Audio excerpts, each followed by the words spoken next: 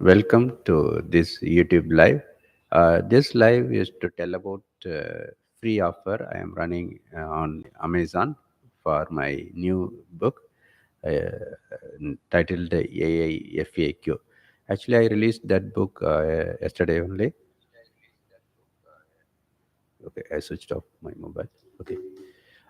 Okay, so that is the main agenda of this live. But if we have any questions, maybe we can discuss about AI also. If there is enough time, maybe probably I will just go through all the book content. Just I will read because it's very simple question and answer type of questions. Okay, and this book I enrolled it into Amazon. Okay, in that case I cannot give it freely through my website. Okay, so if you want to get it for free, you can make use of this Amazon's free offer. Amazon will allow to give it for free only for 5 days overall for 3 months. Okay, I selected 3 days, like first okay, August the 10th, 11th, 12th, 3 days. So you can find the links in the description. I will share that in the chart also. I will share that. On that first link I'm going to share is about getting it from Amazon. Okay, India, Amazon India, Amazon.in. Mostly people, most of the people are watching my video from Amazon India, and others are from US. Okay, so Amazon.com. So I'm sharing both links. Okay, but other than that, if you are from some other country, just to use your country's local version, they search for my name Rajamanikam Anjanamuthu, and then sort the books order. At the latest one is FAQ. Okay, I will just to share the screen. I will show the things through screen. Okay, and before going in detail about this particular book, I would like to give some overview. This book is uh, it's a very very simple book. Okay, here you can click this and we can come to this book page. It is a very very simple book. Okay, it has only around 200 questions. Like I think 250. I don't remember exact thing, but more than 200 questions. Very simple questions. So maybe for beginners, just to create interest on learning AI. But my other books Unlocking AI, especially, I have released a lot of very very useful, very informative books by putting a lot of hard work, especially on that Unlocking AI, that books. That I have included in the my AI course. Okay, I think I provided the link for my AI course also in the description. Otherwise, you can go to my blog by searching QPT space blog. Okay, just to go to Google, search for QPT space blog. It will show my blog. Blog URL is blog.qualitypointtech.com. Just click that. Okay, or if you remember blog.qualitypointtech.com, it's okay. Here the banner ad, that link, limited time offer link, that and all will point to or will take you to that particular page for buying my recorded course. Okay, here as specified in this banner, that course has more than 8 hours of recorded videos, almost 9 hours of recorded tutorial videos of various topics, starting from AI basics up to line graph and MCP, agentic AI, that kind of stuff. Okay, and 9 AI related books, especially Unlocking AI. That book I put a lot of effort. Maybe I can open that and I will show the list of books available with that course. So I would suggest buying that because right now I'm giving it for very very low price, just 300 rupees, and in case of global audience, it will be like $8 only. Okay, and if you want to learn through live interactive sessions, right now I'm running one batch, but that already started. I don't have plans for starting further batches, but I plan to do some webinars 3 hours, that kind of webinars. I scheduled one webinar for coming Saturday, Gen AI webinar. If you want to join, you can click this link, Gen AI webinar. Actually, I provided that link in this video description also. Here you can go through the details, and here you can download many free ebooks, as I said, that Unlocking AI Rack. Because That and all, like I haven't included them into the Amazon's KDP Select program, so that I can freely offer from my website. So I'm offering that books. Okay, some few books, but if you buy the course, you will be getting a lot of books. Okay, so better download that book and use that. Suppose if you are Amazon fan, so for some reason you want to get it from Amazon only. This book actually I thought of exclusively adding that content here Amazon, since I already have like details books on my website also. I don't want to, I actually cannot add that, right? Amazon restricts that. So if we provide exclusive rights to the Amazon, then only it will allow to enroll into that KDP Select program. That is why I created separate book, which is a very very simple book. Previously, all of my other like large scale books, I used chat gpt for coming up with the content. Recently many people are praising that perplexity is perplexity.ai, that search engine plus ai chatbot that is doing in an extraordinary way. Like that I heard a lot of things, good things about that. So I thought of using that one, but that also subject to hallucination. So all LLMs are basically same only. But anyway, just for a different thing, because already I created full-fledged ebook with lot of content, right? So manually I edited a lot of things in that book, unlocking a book, and even I mean that Amazon also it is there, but that is not exclusive to Amazon, so I cannot make it free at Amazon. Okay, but this book, I created new book exclusively for Amazon with the help of Persuasi, and I hope it will be very like very just for creating interest. Okay, if you are very beginner, you can go through read sample. I will just go through the content also. And in the meantime, if suppose the screen is not visible, just let me know. Yesterday when I was doing the live, after some time the screen was not appearing. So it is better to make sure that the screen is appearing to everyone. Okay. So as of now it's appearing. Suppose if it is not appearing, just let me know. Okay.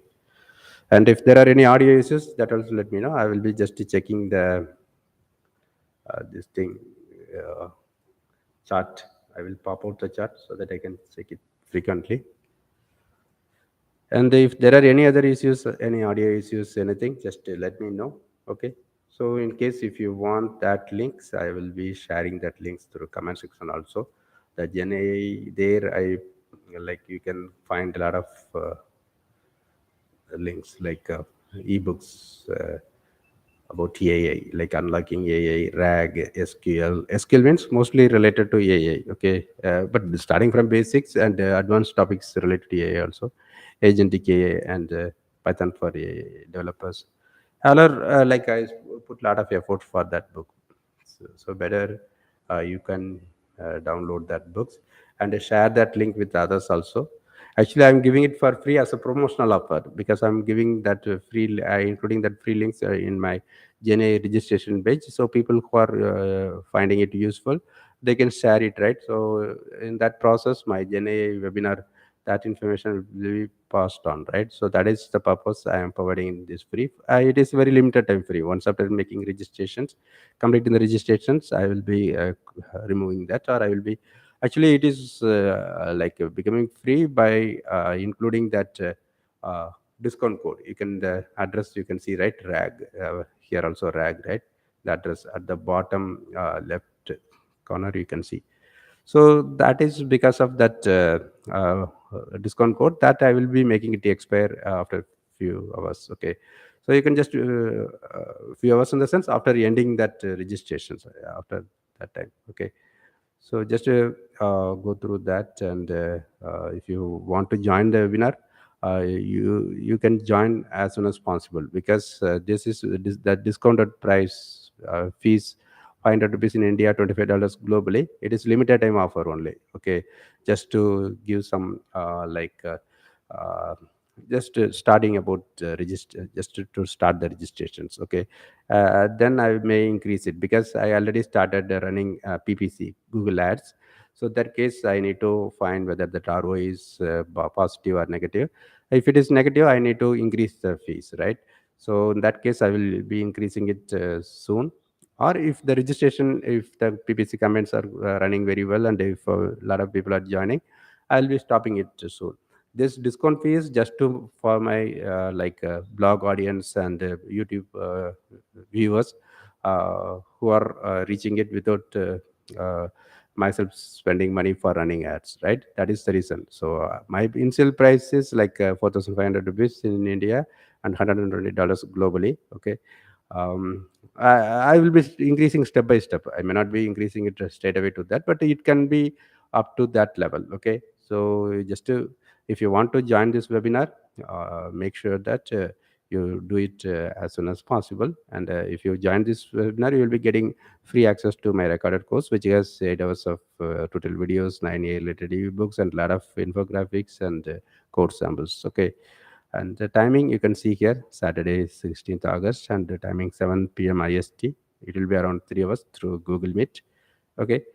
Tell about this. If you want, you can join. I hope it will be useful, and you will be included into the newsletter. I'll be keeping on sending more updates. Okay, and I actually I'm working on to update my recorded courses also, removing outdated things and adding more content. And suppose if any audio quality is there, I'm removing. And for the all 9 hours of videos, I already added manually added that subtitles, closed captions. Okay, so a lot of things I'm doing. So already I spend more than 6 months for coming up with that thing. And if you want to do similar thing, it is you have to spend that much time, and you need to learn AI also, right? But without doing that, you can make use of this education, AI education boom, to earn money. That I already talked about it, about the affiliate program. You can just get money 50%. So even for this Gen AI webinar also, by just by referring this to your friends, you can earn 50% affiliate commission. That I'm doing it from my website, rajamanikyam.com, rajamanickm.com. It is a Gumroad based website. Gumroad, it's a free site. You can freely join as affiliate there, and you have to send me your email ID. I will add you as my affiliate with 50% commission, and you'll be getting, this is the webinar, that landing page. You'll be getting your affiliate ID. So that link, it will be reaching your email ID with your affiliate ID, but the page will be looking like this only. You have to share this with your friends. Okay, and or any social media anywhere. And whoever is, even if that friend is sharing it with his other friends, in that case, if anyone is buying from that link, you will be credited with this for 50% affiliate commission. In case of US audience, it will be $30, so you'll be getting $15. And because of purchasing power parity in India, it is $12. Okay, so in that case, you'll be getting $6. Okay, so if you are interested, just contact me. We can discuss about it. And if you have any questions, you can contact me by sending an email. Here I provided that email ID, RAJAMANICKAM. Maybe I will paste it in the chat also. Okay, I included that in the chat. Just go through that and check that. And if any other questions, just contact me. Okay, so I made clear about things, right? My webinar, Gen AI webinar, which I'm going to start on Saturday. Start on, in the sense, only one day webinar only. Okay, 3 hours webinar. And like my recorded course, 8 hours of tutorial videos, 9 ebooks, just for 300 rupees. Okay, I would suggest buying that one. Okay, now let us come back to our actual session about this Amazon uh, book offer, right? So as I said, I just spent few hours only to come up with this book with the help of Perplexity, but I needed to do a lot of corrections. Okay, as you know that AI answers are not accurate. They are subject to hallucination, so I manually verified that thing. Suppose still if you find any issues or something, just let me know. I'll be making corrections. Mostly I gone through the details fully. Okay, but the creation, as I said, I used chatbots, perplexity for this. Okay. Okay. So now let us discuss this in detail. Okay. So this is preview. Okay, you can check that. And It has audiobook also, virtual with virtual voice. Amazon is automatically creating that audiobooks with virtual voice. If you want, you can check that also. That audiobook, I feel that it is getting better.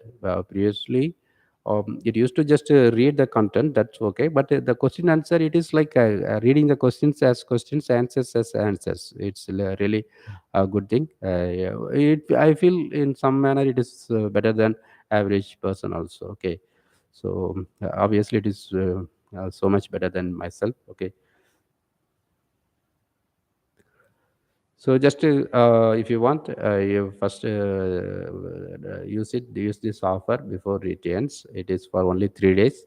Okay, then another 2 days I can run in the coming 3 months. After that, I will be able to do the free offers after 3 months only. Okay. So just make use of that offer. Like my previous offer, so like run like two things, right? One is for just start learning AI today and beware of Google's monopoly. Other than that, all the books are not enrolled into KDC Select, so you cannot get it. Okay, and here start learning AI and this beware of Google's monopoly. They are enrolled into Kindle Unlimited. I mean Kindle KDP Select. So Kindle Unlimited users can freely read that. Okay, so just you can check that if you are Kindle Unlimited user. And this book, I was talking about this book.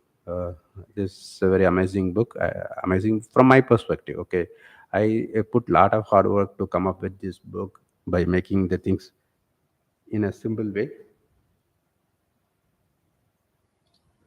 Okay, and it includes a lot of content arranged in a effective way. Okay, so you can learn a lot of things as a beginner, but I don't know, or someone added negative, so that is why it's not selling well.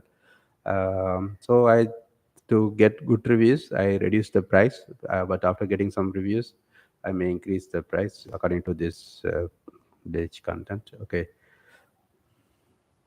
or I will be fully removing it. Okay, that I will be deciding later, and I will check that. Okay. Um, so right now, this book, AFAQ, it is free. Okay, so if you are in India, you have to use India specific link. You have to click the Amazon.in link I shared through the chat. It is there in the comment section also. Or you can go to your respective country. Say, for example, if you are in India, type Amazon.in and search my name, Rajamanikam Anthony Muthu. RAJAMANICKAM Antonimutu ANTONIMUTHU. Okay, so click my name. Okay, here you'll be seeing the list of books, right? Here they provided option for sort by popularity, or we can filter with the Kindle Unlimited also. That is one way, or sort with popularity, publication date. You can choose that publication date. So it is the lastly released, right? So you can click this. This is one way.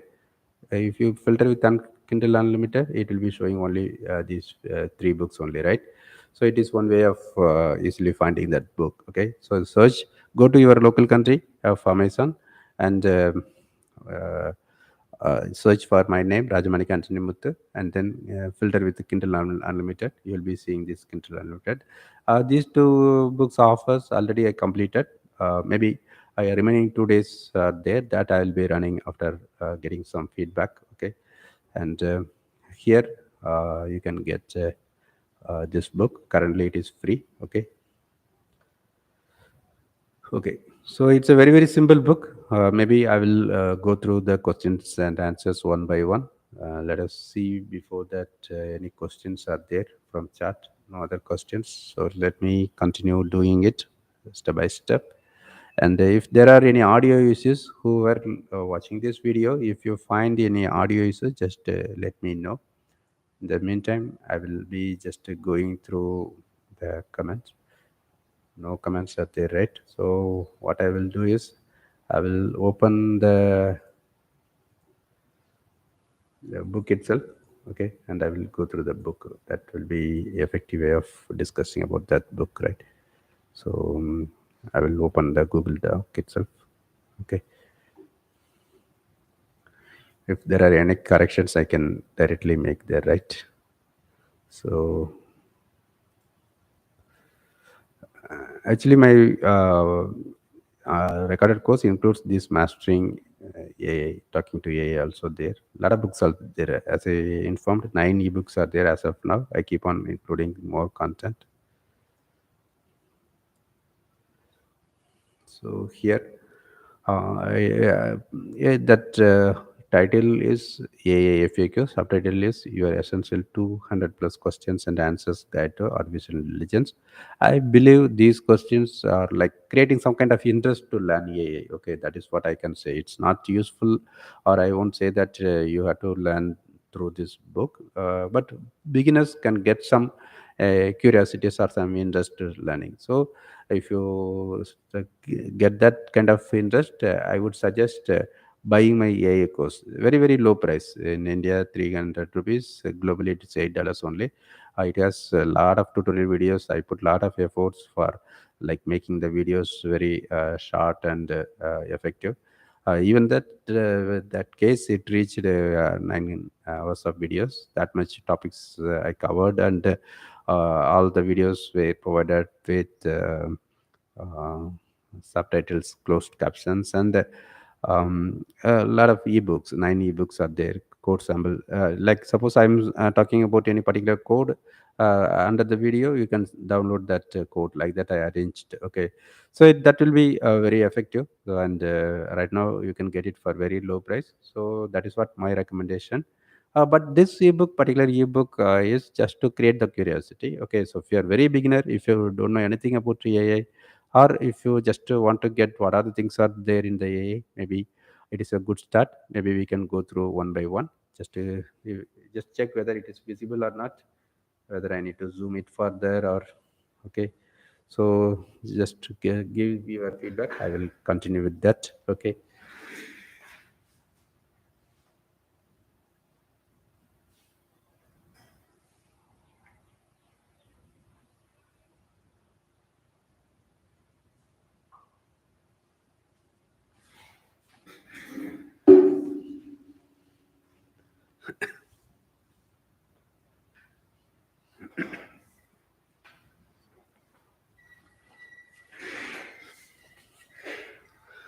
Okay, mostly my plan is because I already very talked about very detailed way about AI. Even few days back, I did 4.5 hours live free webinar to explain the things. So instead of explaining the things again and again, I plan to just to read this something like audiobook. Okay, so I will be just reading it. Suppose if I want to add anything additional to that, maybe I can discuss.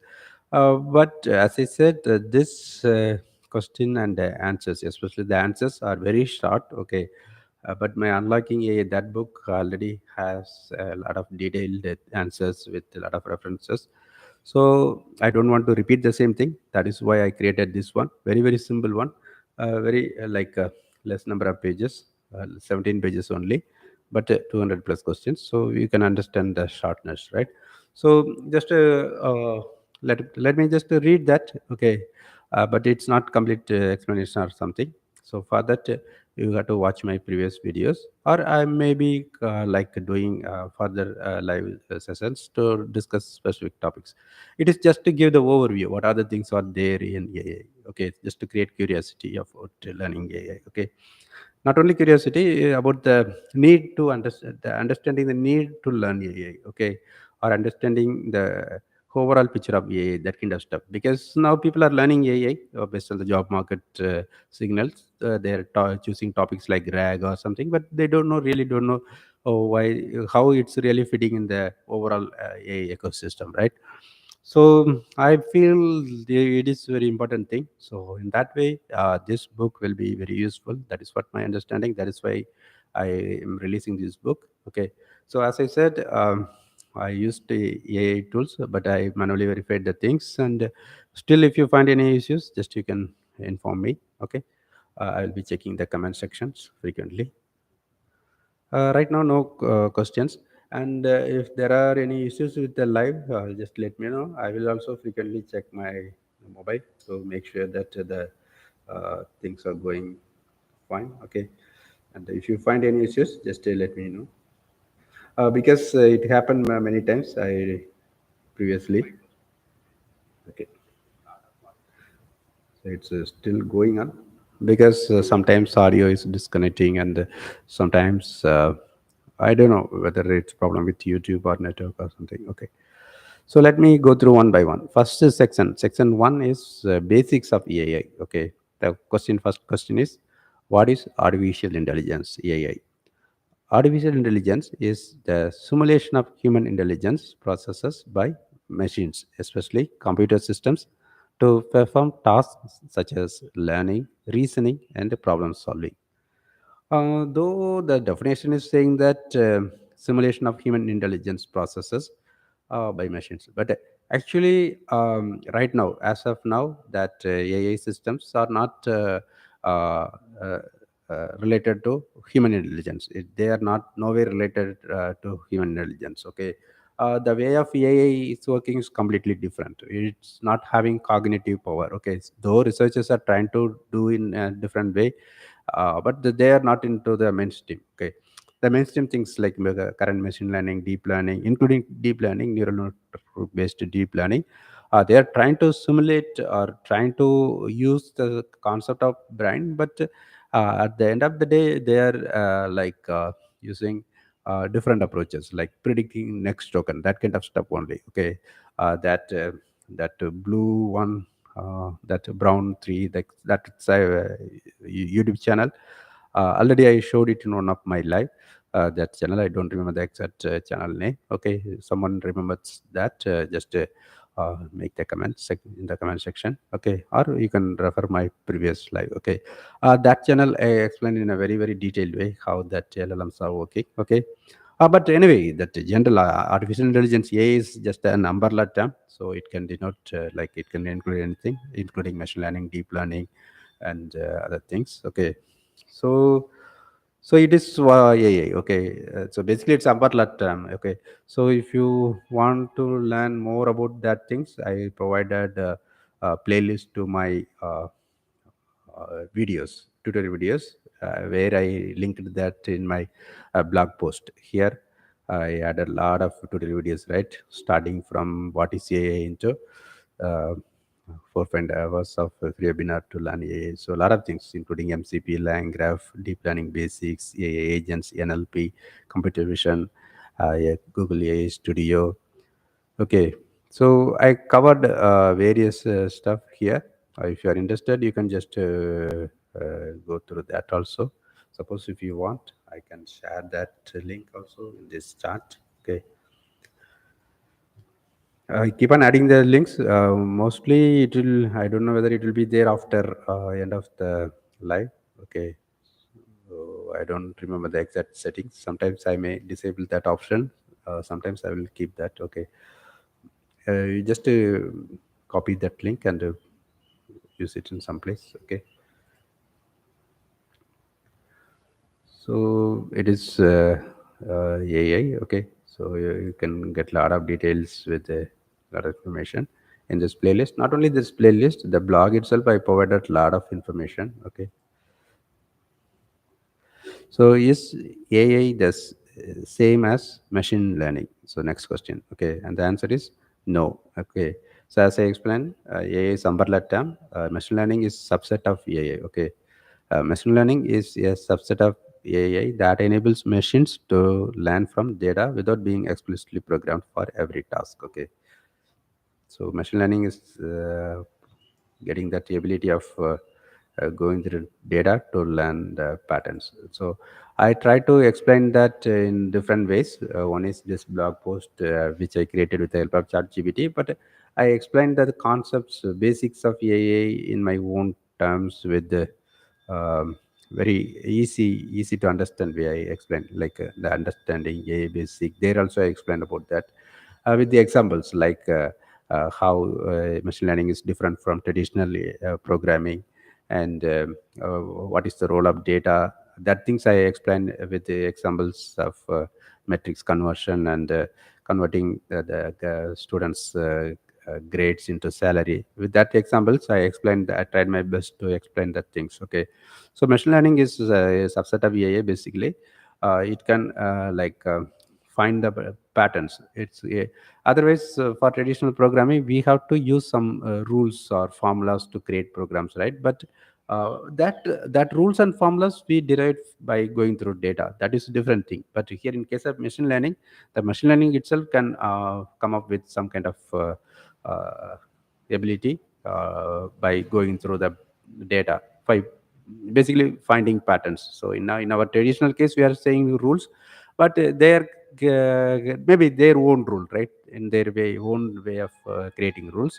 With that they can like prediction, classification, that kind of problems they can solve. Okay, so that is machine learning, the ability to find patterns among data. Okay, so that help us do a lot of things. So it is our then our it's our responsibility or our role to use it further for our use cases, right?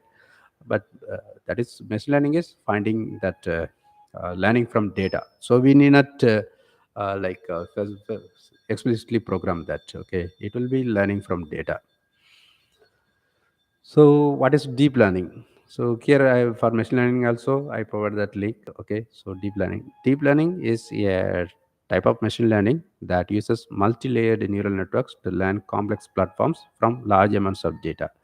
So again, deep learning is again a subset of machine learning. Okay, but the thing is, deep learning is again machine learning only. Okay, so it's not about completely different thing. It's a kind of machine learning. So advanced machine learning using neural networks. So multi-layered, especially it should have hidden layers. Otherwise, that will single only if it is having input and output means it will be like ANN, right? Artificial neural token.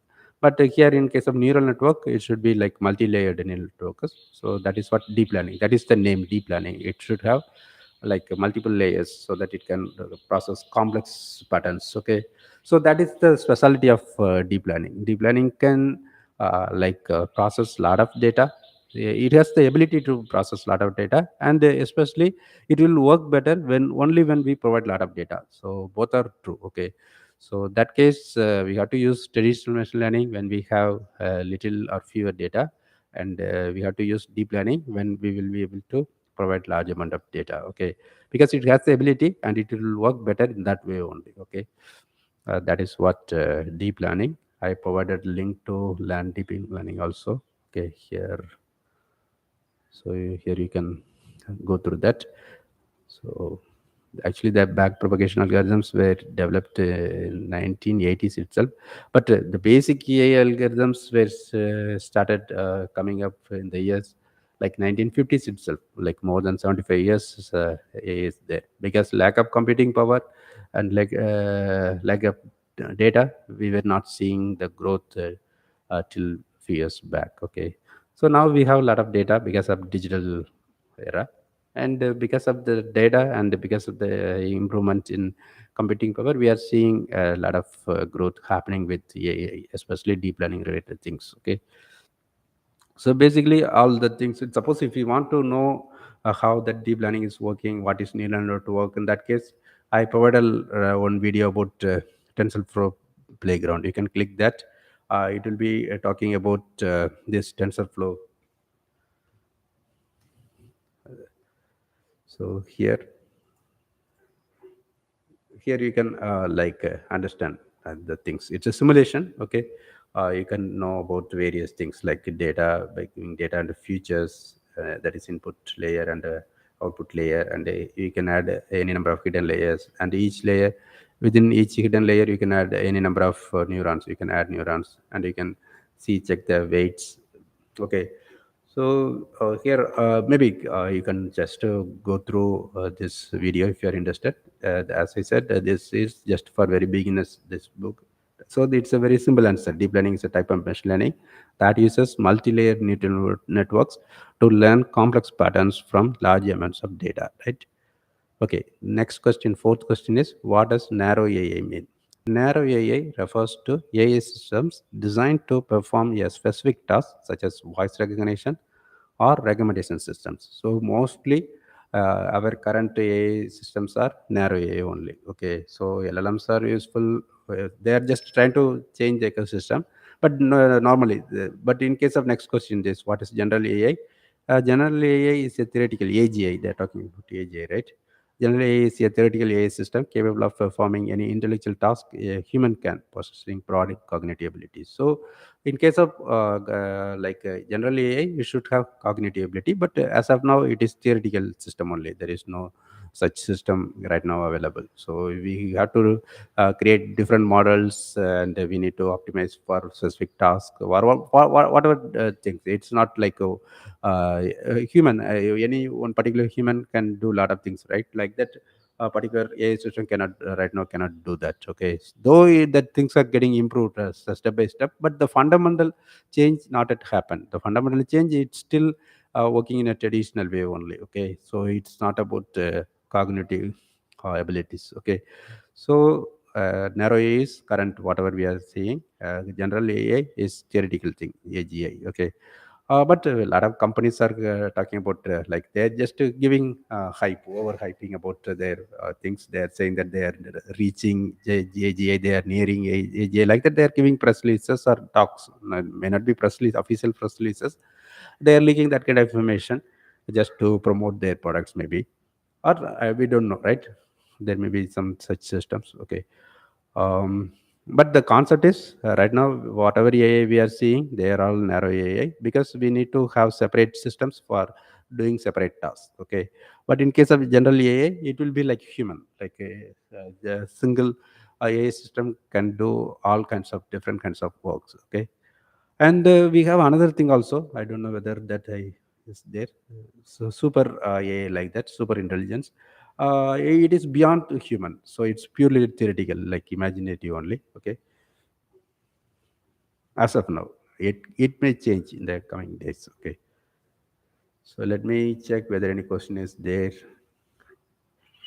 So there are no questions, so I will keep on moving with that next questions. So sixth question.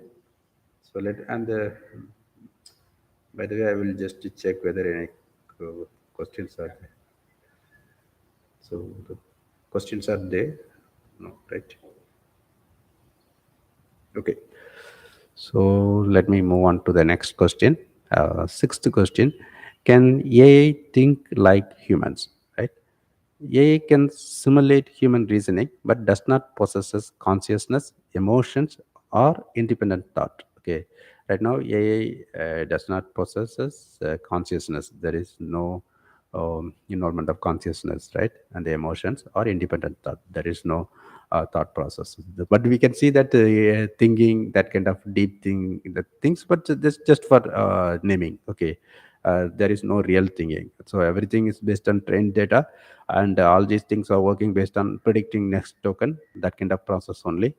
So if you are providing this information, that is trained data, it will be able to predict the next thing based on the trained data. That is the way it is working. Okay, so if you are asking this question to any kind of LLM, it will be just trying to first predict this word and then the next word, like that only. That is the fundamental working. Okay, but at the end of the day, it is working so like in an excellent way. So it's a kind of workaround. Okay, it's not actual cognitive or thinking process. Okay.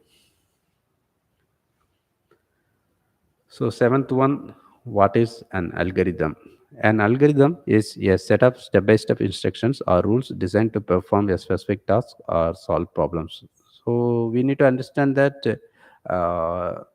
here in a traditional programming, algorithms played important role, right? They have to create some algorithms for taking any kind of task, right? So similarly, AI, from overall perspective, AI itself a program, right? That AI, it needs algorithm, lot of algorithms there. If you go through like neural network, that is one kind of algorithm. It internally uses back propagation, right? And similarly, if you check scikit-learn, sklearn or scikit-learn, you can search that. There they listed all the algorithms that are involving with the problems like regression, classification, clustering. So here these are algorithms. So basically, whenever we are talking about AI model, fundamentally first we are choosing algorithm. That is nothing but a simple mathematical formula or just some kind of things, right? So basically that is what algorithm. So even though we are talking about AI is itself it's a based on algorithms. Okay. Uh, Gradient boosting, nearest neighbors, random forest, logistic regression. That are algorithms. If you want more details, you can click that. Okay, and here k-means and a lot of different clustering algorithms also there, and dimensional reduction PCA, that kind of algorithms are there, and a lot of algorithms. So, but algorithm is a common word. It is for other program also.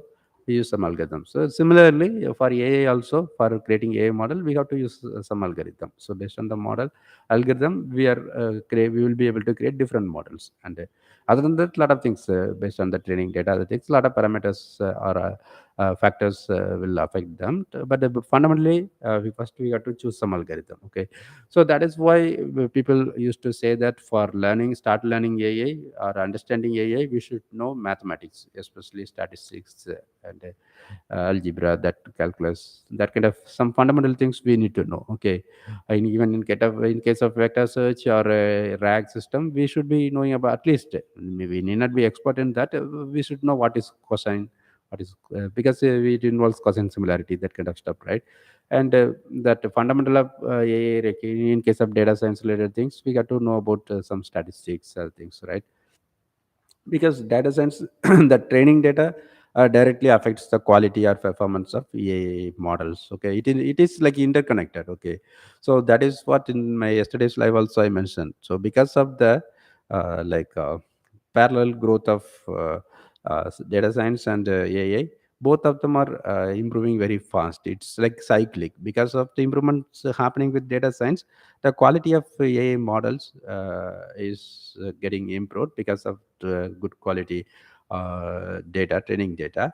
And because of the development happening with AI, data science is improving with the help of a lot of AI tools that will be useful for our use pre-processing, creating data, and doing ETL process. Like a lot of things, AI plays important role in data science also. It's it's growing together. Okay, in a cyclic way, iterative way. So that is the reason why we are seeing recently we are seeing a lot of growth related to AI. Basically data, right? That is what everyone is talking. Data is very key behind the AI. Okay, previously in case of traditional algorithm, just the rules, but the rules were created from data. If you go very deeper, that fundamental change, there is no fundamental change. So every the stuff from starting, everything is data. So that is what the fundamental thing. But previously, from our traditional knowledge, our ancestors created rules from data just by going through data. That time we were not having computers and other processing things, right? So visually going through the things, they created a lot of formulas, rules, and things, but they were created with the help of data, right? So just by going through the data only, they might have come up with that things. Okay, but once we start programming other things, we straight away started using that rules because we already had that kind of formulas. But for doing further things which are not established by the ancestors, then we have to look for some way. That is where that AI plays important role, because right now we were able to provide a lot of data because of the that digitization, that kind of revolution. Okay, internet, that things are helping to create a lot of data.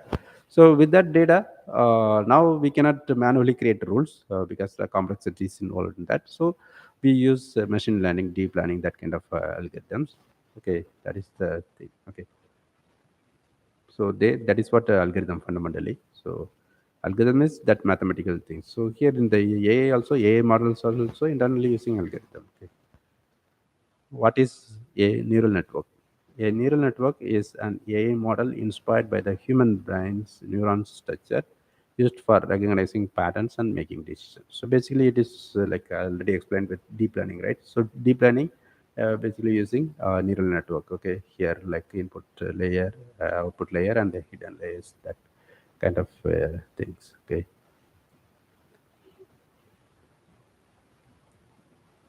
what is supervised learning? Supervised learning is training an AI model on labeled data so it can learn to predict outcomes or classify new data. Okay. So, in case of supervised learning, there are different kinds of learnings like supervised, unsupervised, and reinforced. In case of this particular thing, supervised learning, it is training an AI model on labeled data so it can learn to predict outcomes or classify new data. So here in this my video, if you go through teachable machines, there I explained that with that how we are creating labels or things. Here you can check that teachable machines, or you can Google teachable machine, right? Easiest way to train AI. So okay, there you can easily just watch that video, okay, and that will be useful.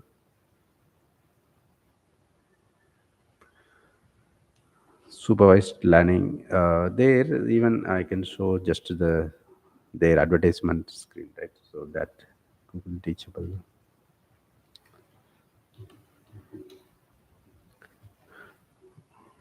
So it's an excellent way to be familiar with AI. So if you are very new to AI, if you are curious about how AI is working, what is AI model, how to train a model, everything. Here just you can use this get started. It will be working like this. Here it's able to detect the tree pose and wings pose, right? And similarly here it's snap, clap, it's a big, and it is like marshmallow, not marshmallow, like that. It's detecting, right?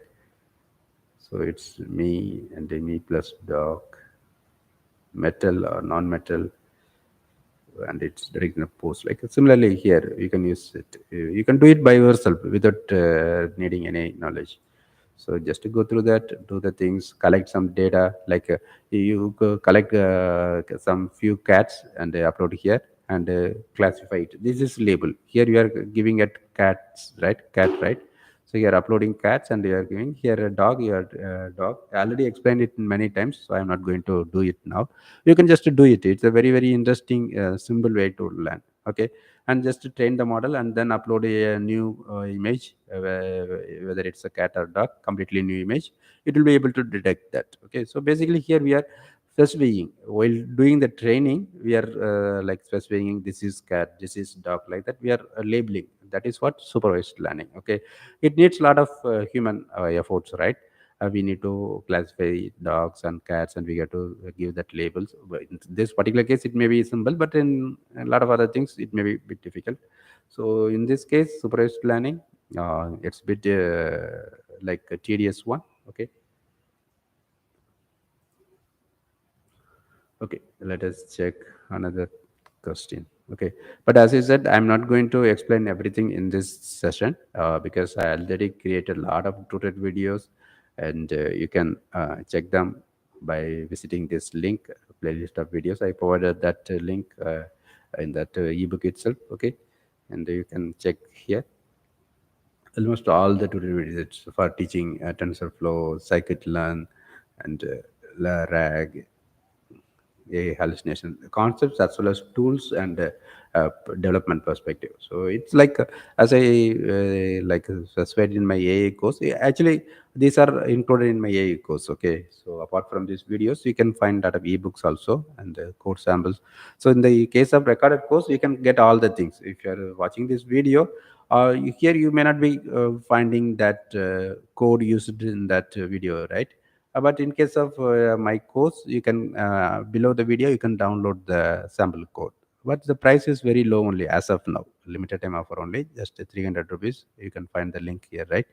And in case of global audience, $8. Okay. It is just to collect the feedback, as it's just to validate. But already I am already got like good reviews. If you go through my Udemy, you can see that. So in the near future, I will increase the price at any time. Okay, so Udemy here, Udemy.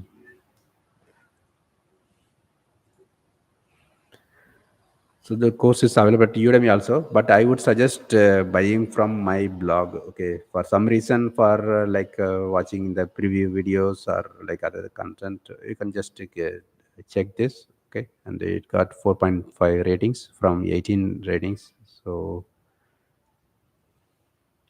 but this number of students showing high rate all joined from free offer. That is why that ratings to students ratio is less. Okay, most of the free students they are not actively using it. So then after that I stopped giving free offers. Okay.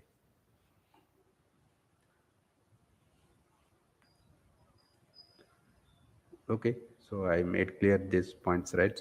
So if you have any questions, you can ask me. If you need any link, I will be sharing it through chat. Just ask that, okay?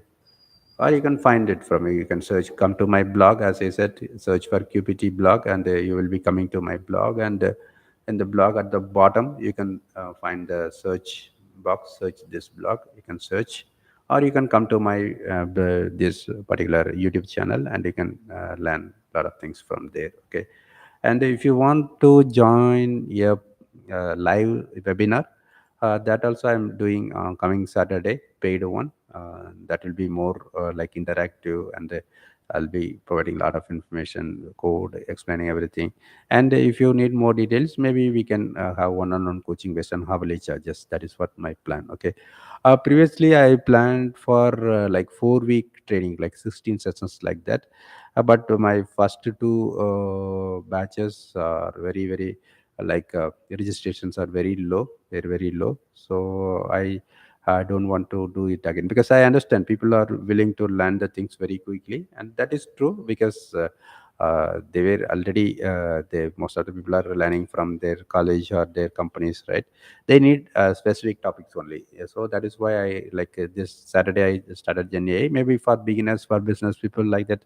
I maybe like separating the things like as a webinar. That form will be better like that, I think. Okay. Because I find it difficult to get registrations for my full-fledged live AI course. Okay, because it's a good way, because I already have the full-fledged recorded course, right? The recorded course we can learn anything. Okay, so just for getting clarifications, webinars are enough. So combination of this recorded course and webinar that can help me to teach a lot of things to many people, right? And it will be cost effective for them also, for me also it's a time effective, so it's a win-win approach. So I designed that way, so I stopped all upcoming things, but my second batch just started, that I will be doing. Okay. So the webinar is going to happen on coming Saturday. So if you are interested to register for that, you can just click this link and find the details. And if you want to earn money from that webinar, contact me. I'm offering 50% affiliate commission for referring that. It's a good thing because there is a huge demand for learning Gen AI.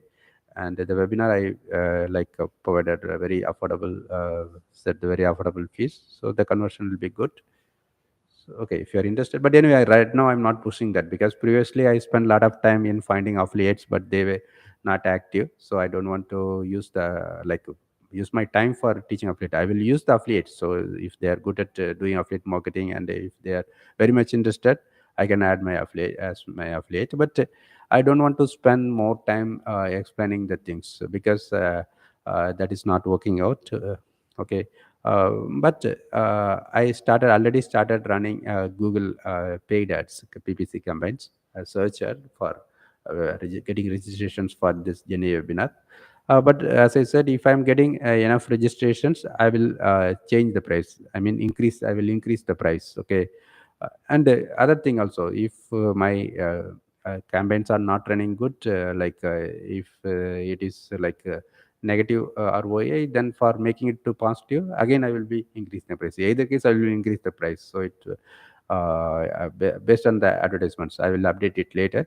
And in the meantime, if you are seeing that discount price, you can just make use of that offer. Okay, if you can tell about this offer to your friends, and you can make use of that offer. Okay, and that is what about my generative webinar, which I'm going to do on Saturday. Okay. um,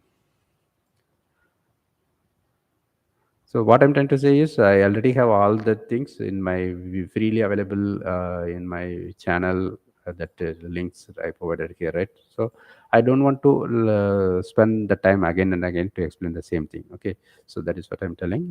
But if you have any specific questions, you can ask me through the chat. I will be spending time to explain that. Otherwise, I keep on just reading this. Okay, what is supervised learning? Supervised learning is training an AI model on labeled data so it can learn to predict outcomes or classify new data. Okay,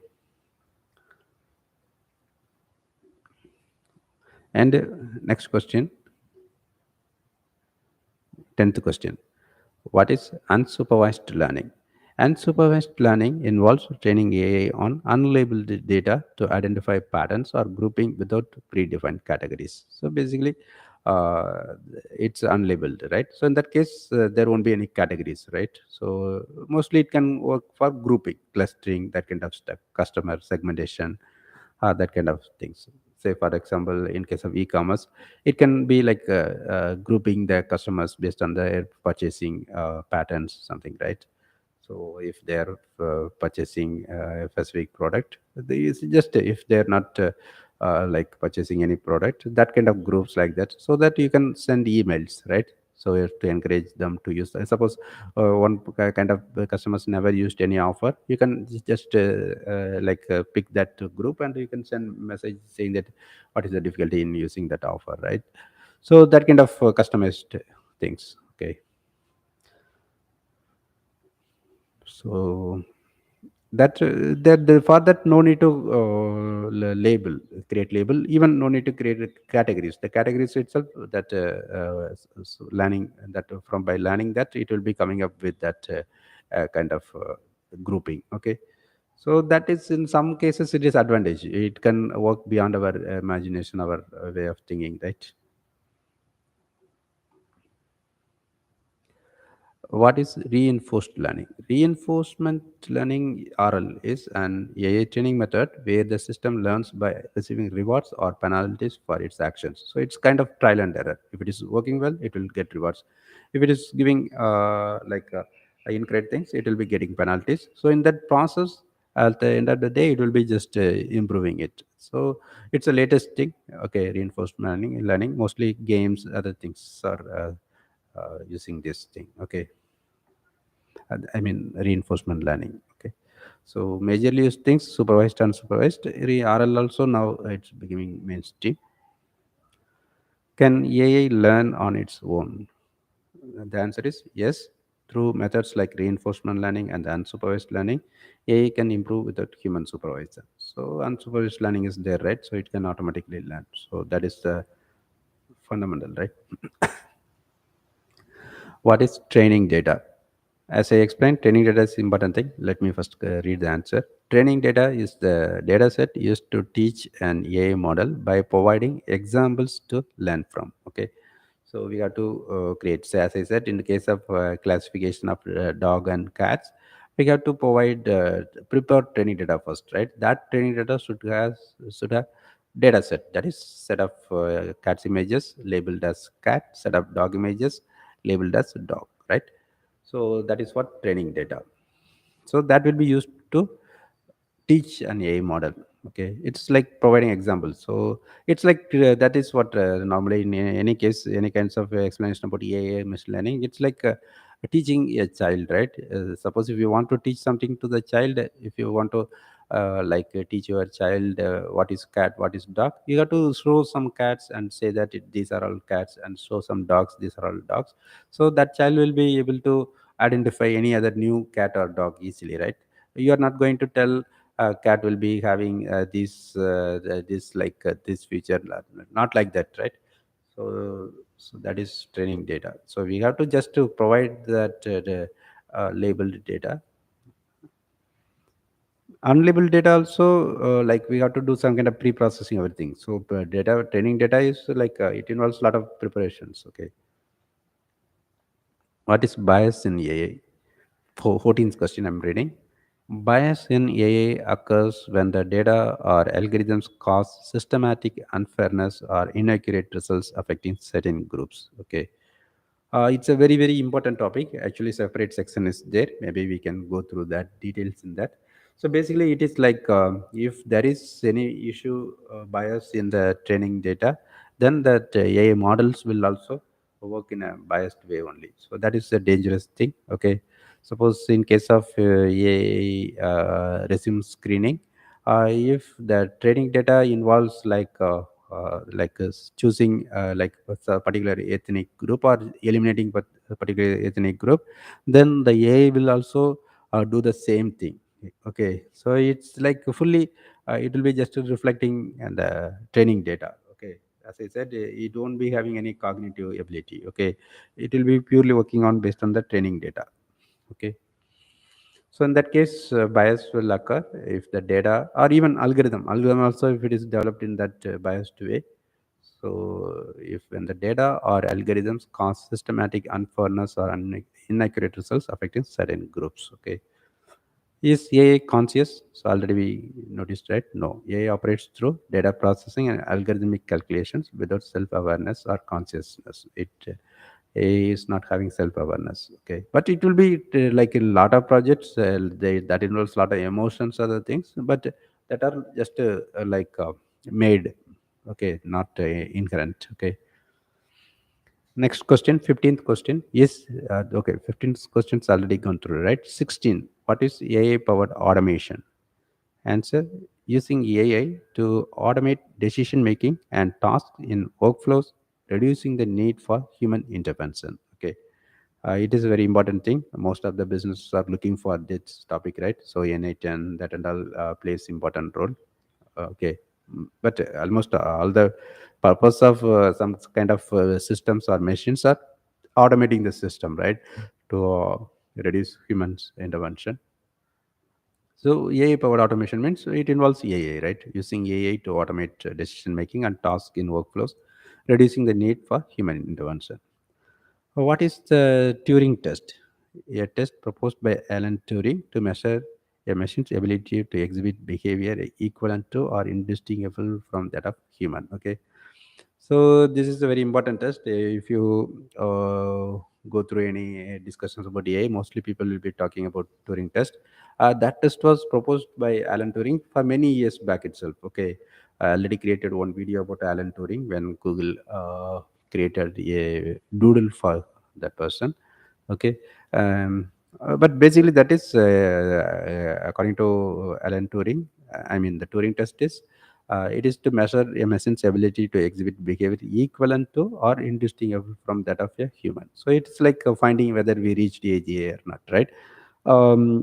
But as of now, we haven't reached. But some people are saying that in some perspective, it reached like that. But so, but basically, Alan Turing test is to measure that machine's ability, whether it is equivalent to human or not.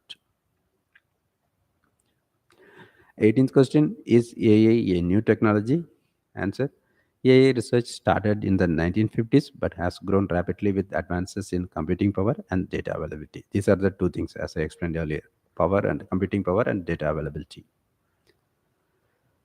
19th, what is cognitive computing? A subset of AI focused on simulating human thought processes to aid in decision making. So it's like a growing field, but it's not in mainstream. Okay, it's just actually simulating human thought process. Okay, what is natural language processing, NLP? NLP is the ability of AI systems to understand, interpret, and generate human language, right? It is like connecting the humans and the machines. It's a very important topic. Okay, it's like though it's primarily AI, it involves a lot of interdisciplinary. It involves linguistic, but most of the that kind of linguistic research, everything almost done. So natural language processing. Okay, I already created one video. You can just go through that. Okay, my blog post. I explained them in a detailed way. That LLMs like ChatGPT, Gemini, everything that are basically NLP, right? So improved version of that. Okay, so they actually we were able to we are able to ask questions in a natural way. Like otherwise, suppose if we have to get some data from database, previously we have to use SQL in that case, right? Now we have the flexibility, right?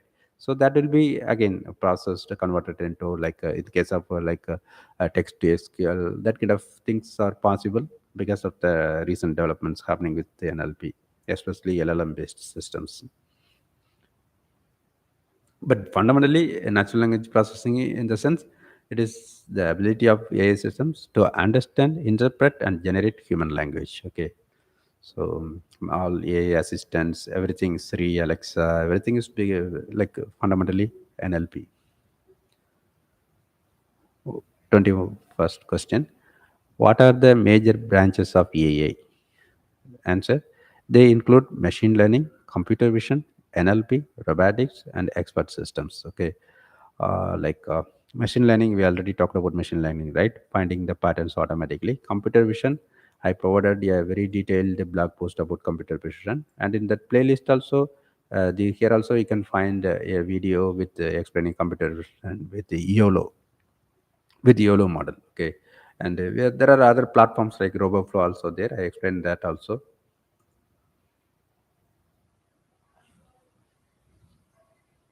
Though you can find the videos here, I would suggest buying my recorded course, because there below the videos you can download the course samples also, because that will be more effective way of learning. That is what I recommend.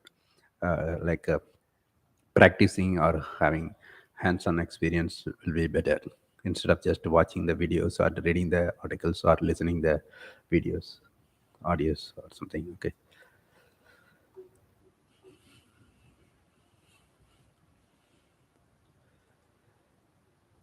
Okay. So computer vision, NLP, so all are very different topic. As I said, it's a very very huge field. It is very difficult to learn everything. But as I specified earlier, we need to understand something about everything and everything about something. So in that philosophy, even in the case of AI, it is better to know the very basic things, something about all branches of AI, and then you can choose specific branch and become an expertise by learning everything about that particular area, right? That is what I would suggest, and that is commonly everyone is suggesting, that that is applicable for AI also. So my purpose is fulfilling the first part, teaching everything about AI. That is what my recorded course is doing. Okay, so there I tried my best to cover all the topics, giving basic details about that, and even this purpose of this CIFAQ also the same thing. Okay, just to give some, these are the fields available, because it is very important. But okay, if you are planning to work on computer vision, your primary task should be learning about CNN, other things, right? So or a YOLO model, like that you got to learn. That is different. Okay, but if you know everything, like basics of everything, your way of working will be more effective. I can explain that with one example. In case of RAG, it is basically NLP, right? We got to mostly it involves that. But in that case also, if that in case if that knowledge-based document is having tabular kind of structure, it is difficult to do the word embeddings properly, right? Because that meanings it involve it is we cannot split them row wise or column wise like that, because it is interconnected, right? So in that case, similarity search will fail if we split them in any way, like column wise or row wise. Maybe it is based on our use cases, but generally the overall way, it may not be that much effective, right? But in case if we treat it as an image, and if we compare with similar image, it can work in better way, right? So there are various things are there. Though our primary purpose may be different, if we know something related fields, though they may not be directly involved with that, our way of thinking, our ideas may come up quickly if we familiar with that things. Okay, so yeah. So anyway, any fundamentally interdisciplinary is very important, right? So in that also applicable here, right? So we need to know about other fields also, Similarly, here other subfields also we should be knowing, but our focus should be in particular field, because no one can learn everything, right? Because it's a very very huge thing. So my suggestion is just by reading my blog posts and recorded courses, so you can get some basic idea about all the things, and then you can like decide your interest based on the job demands and availability of jobs, other things. You can choose particular thing, right? There, then you should be becoming an expert in that by reading all the things, watching all the videos related to that particular field, and practicing a lot of things. That is what I would suggest. Personally, myself, I'm just reading everything, but I personally spend more time about analyzing about RAG. I want to be an expert in RAG. That is what my personal. So similarly, someone will be having. You may be interested in computer vision, like with the help of a lot of CCTV cameras are there. With the help of that, we can do anything. Like even I have some plans, like in case of a time sheet, but I need to do other studies like privacy, other things are there. But technically it is very easy, right? We can just from the camera output, we can easily find out the person. Need not enter them specifically for time sheet. It can automatically find the person, and it can automatically enter the time sheet, right?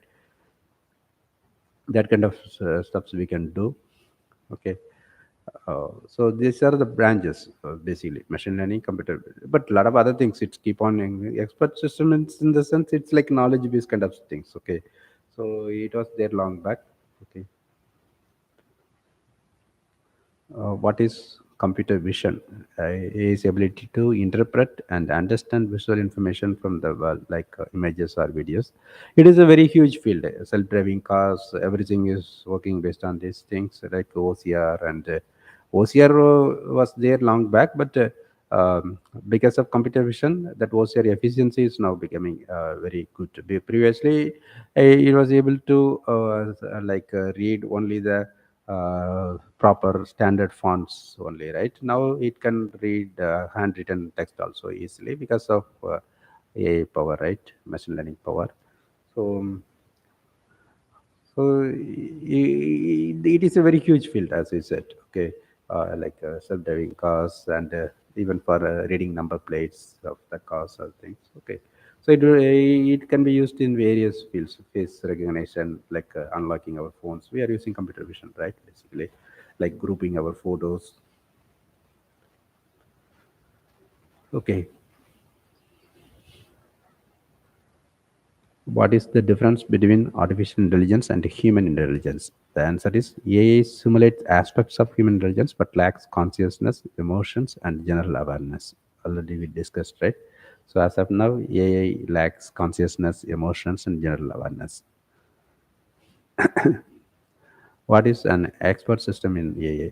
So, answer: a computer system that uses a database of expert knowledge to offer advice or make decisions. It's like it's a old way of thing. Like it can say for example, in case of expert system is chart. If there are like 100 or 200 frequently asked questions, so we can create that kind of knowledge base, and based on the question, we can pick some particular answer and then showing that. So that is what. But now, because of machine learning, everything, the things are improving in a big way. Okay, 25th. What programming languages are used for AI development? Answer: popular languages include Python or Java, C++, and Julia. So personally, I prefer Python. Okay, but compared to C++ and other things, it may not be that much fast. Okay, anyway, it's okay. Lot of libraries are there, easy to learn. Okay, like multiple platform, like other lot of advantages are there. So that is why I prefer to teach everything through Python. Okay, but the actual work use cases and that can vary based on different things, right? But mostly Python rules. Yeah, okay, as of now. Next one: what is a chatbot? An AI program designed to simulate conversation with human users. It is the very very important primary use cases, right? So everything, even if I'm going to expand RAG, I will be showing chatbot. Everyone will be, because it's easy to understand use case. So common use case, right? Almost all the chatbots are now powered by AI. I already created a lot of blog posts about the chatbots creation in my blog. My blog, you can either type blog.qualitypantech.com, or in the Google search for QPT blog and then come to this blog. There you can search for chatbot other things. You can find a lot of videos. In the playlist also I provided one here, chatbot. Here also you can see chatbot,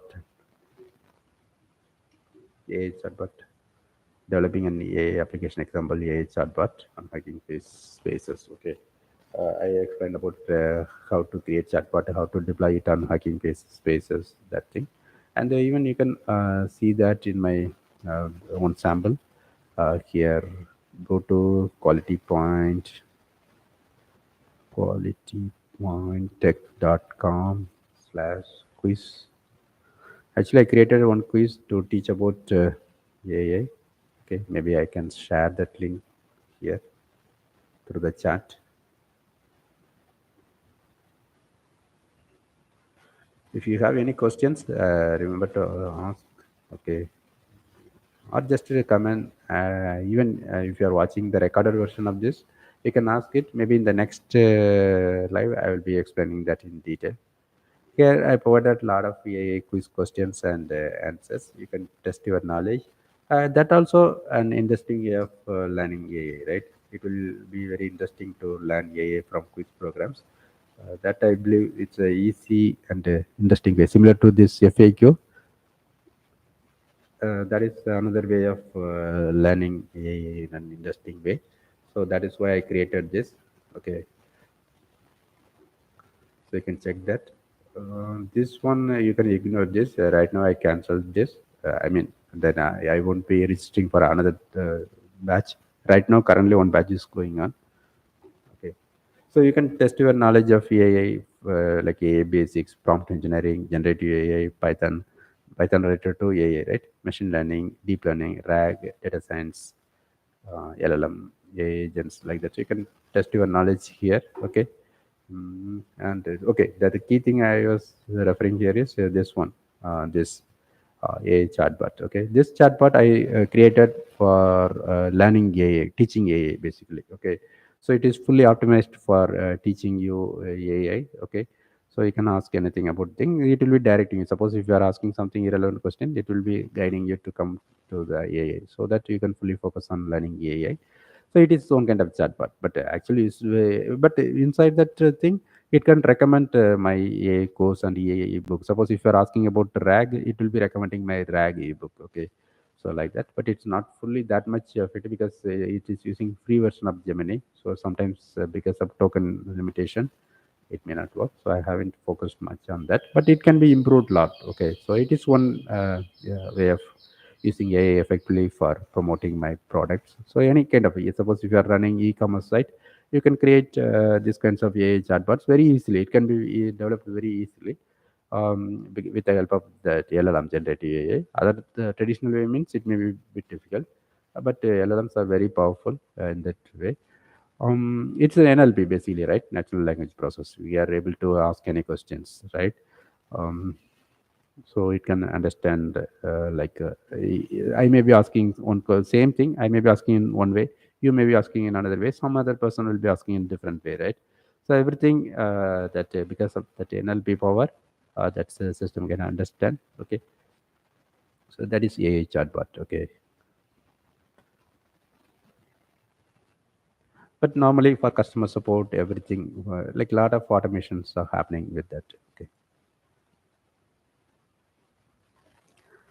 What is speech recognition in AI? Technology that converts spoken language into uh, text. Okay.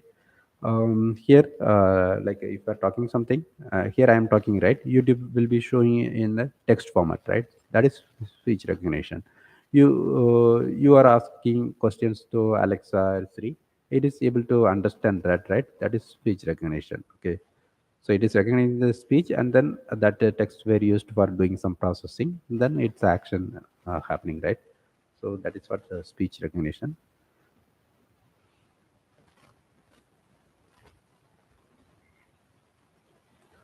What is a data set in AI? answer is a collection of data used to train and test AI models.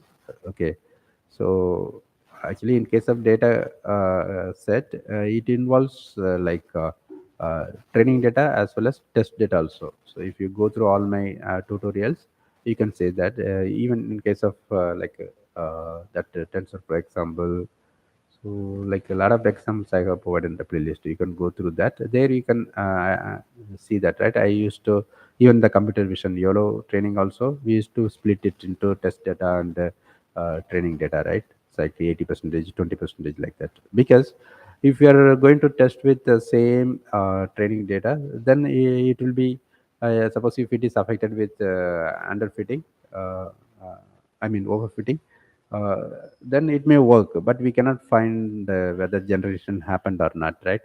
In that case, it is always better to have different sets of training data, completely different sets of test data. So data set, it's combination of both things. So once you prepare the data, you have to split it 80 percentage training data, 20 percentage test data, like that. Okay, so that evaluation should happen. Like once after completing training, you should test it. If it is okay, then only it should be made available for the inference or prediction.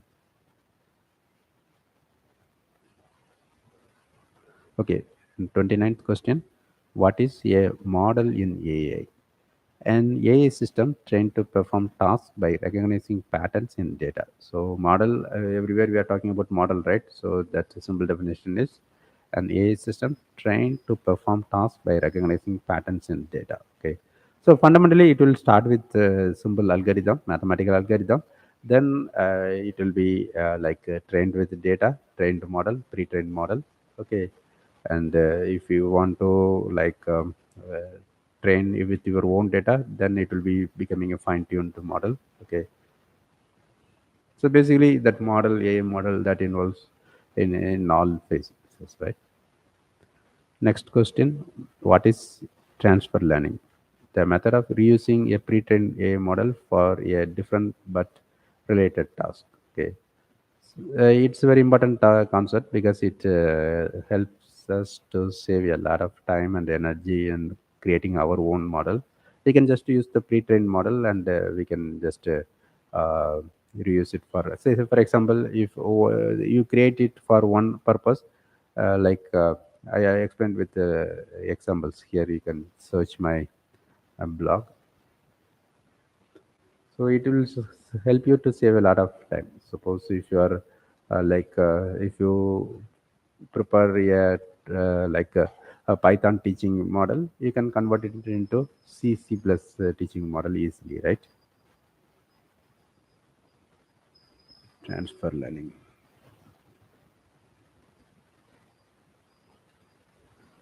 But transfer learning is different from fine tuning. So that is why I created separate blog post about it. Okay. Actually, in case of transfer learning, it uses a pre-trained model like ResNet, but okay, on a new task, completely new task. Okay, so we have to do something to make it work in that thing. Okay, so in the case of transfer learning, it will be internally, from end user perspective, we may be seeing as both, like the purpose may be somewhat similar, right? But in case of transfer learning, it will only retain the last few layers, usually the classification bit. So in that case, it can be easily trained. Okay. So the example here we provided, right? Using a model trained on ImageNet to classify medical images by replacing the last layer. So ImageNet is a very common database, right? Image database. So a lot of image like ResNet, they are trained with ImageNet. So we can just take it and like we can make it optimized for classifying medical images. Okay. So for that, we have to do something. First, we have to load the pre-trained model, freeze all layers, they are not updated. And we have to add some custom layers. Okay. So then we can start using the new layer. So it's one way of transfer learning. Okay.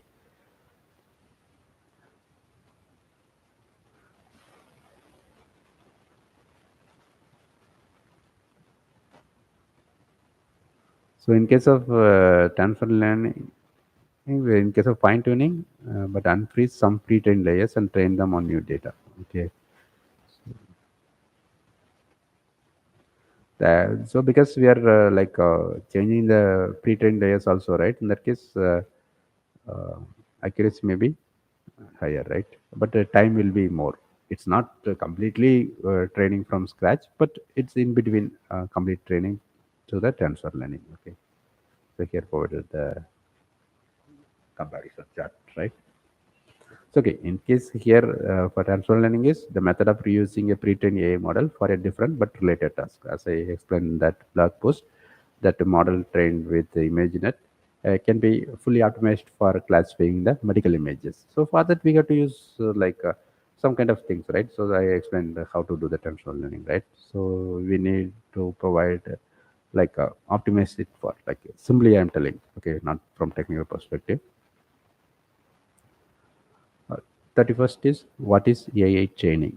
The answer is the process where an AI model learns from data by adjusting its parameters. Okay, so AI training, the key is adjusting its parameters. In case of deep learning, it will be biases and weights, right? Weights basically. So it is like adjusting the weights so that based on the learning, it will be adjusting the weight. Okay, so at the end of the day, it will be that weights in case of deep learning related models. Okay, so it is training. So so it can be explained in a very detailed way, but I don't want to include it here. But I already talked about it when I was talking about TensorFlow Playground. That video you can check it. Okay, how the things are, the learning process actually happening. But for simple initial understanding, you can think that okay, it is like changing its internal numbers or that weights based on the data, right? Next question. What is supervised versus unsupervised learning? The difference is supervised learning uses labeled data, unsupervised uses unlabeled data. I provided separately. Now it's a combination, right? What is semi-supervised learning? Learning method that uses a small amount of labeled data with a larger amount of unlabeled data. It's a combination, right? Semi-supervised.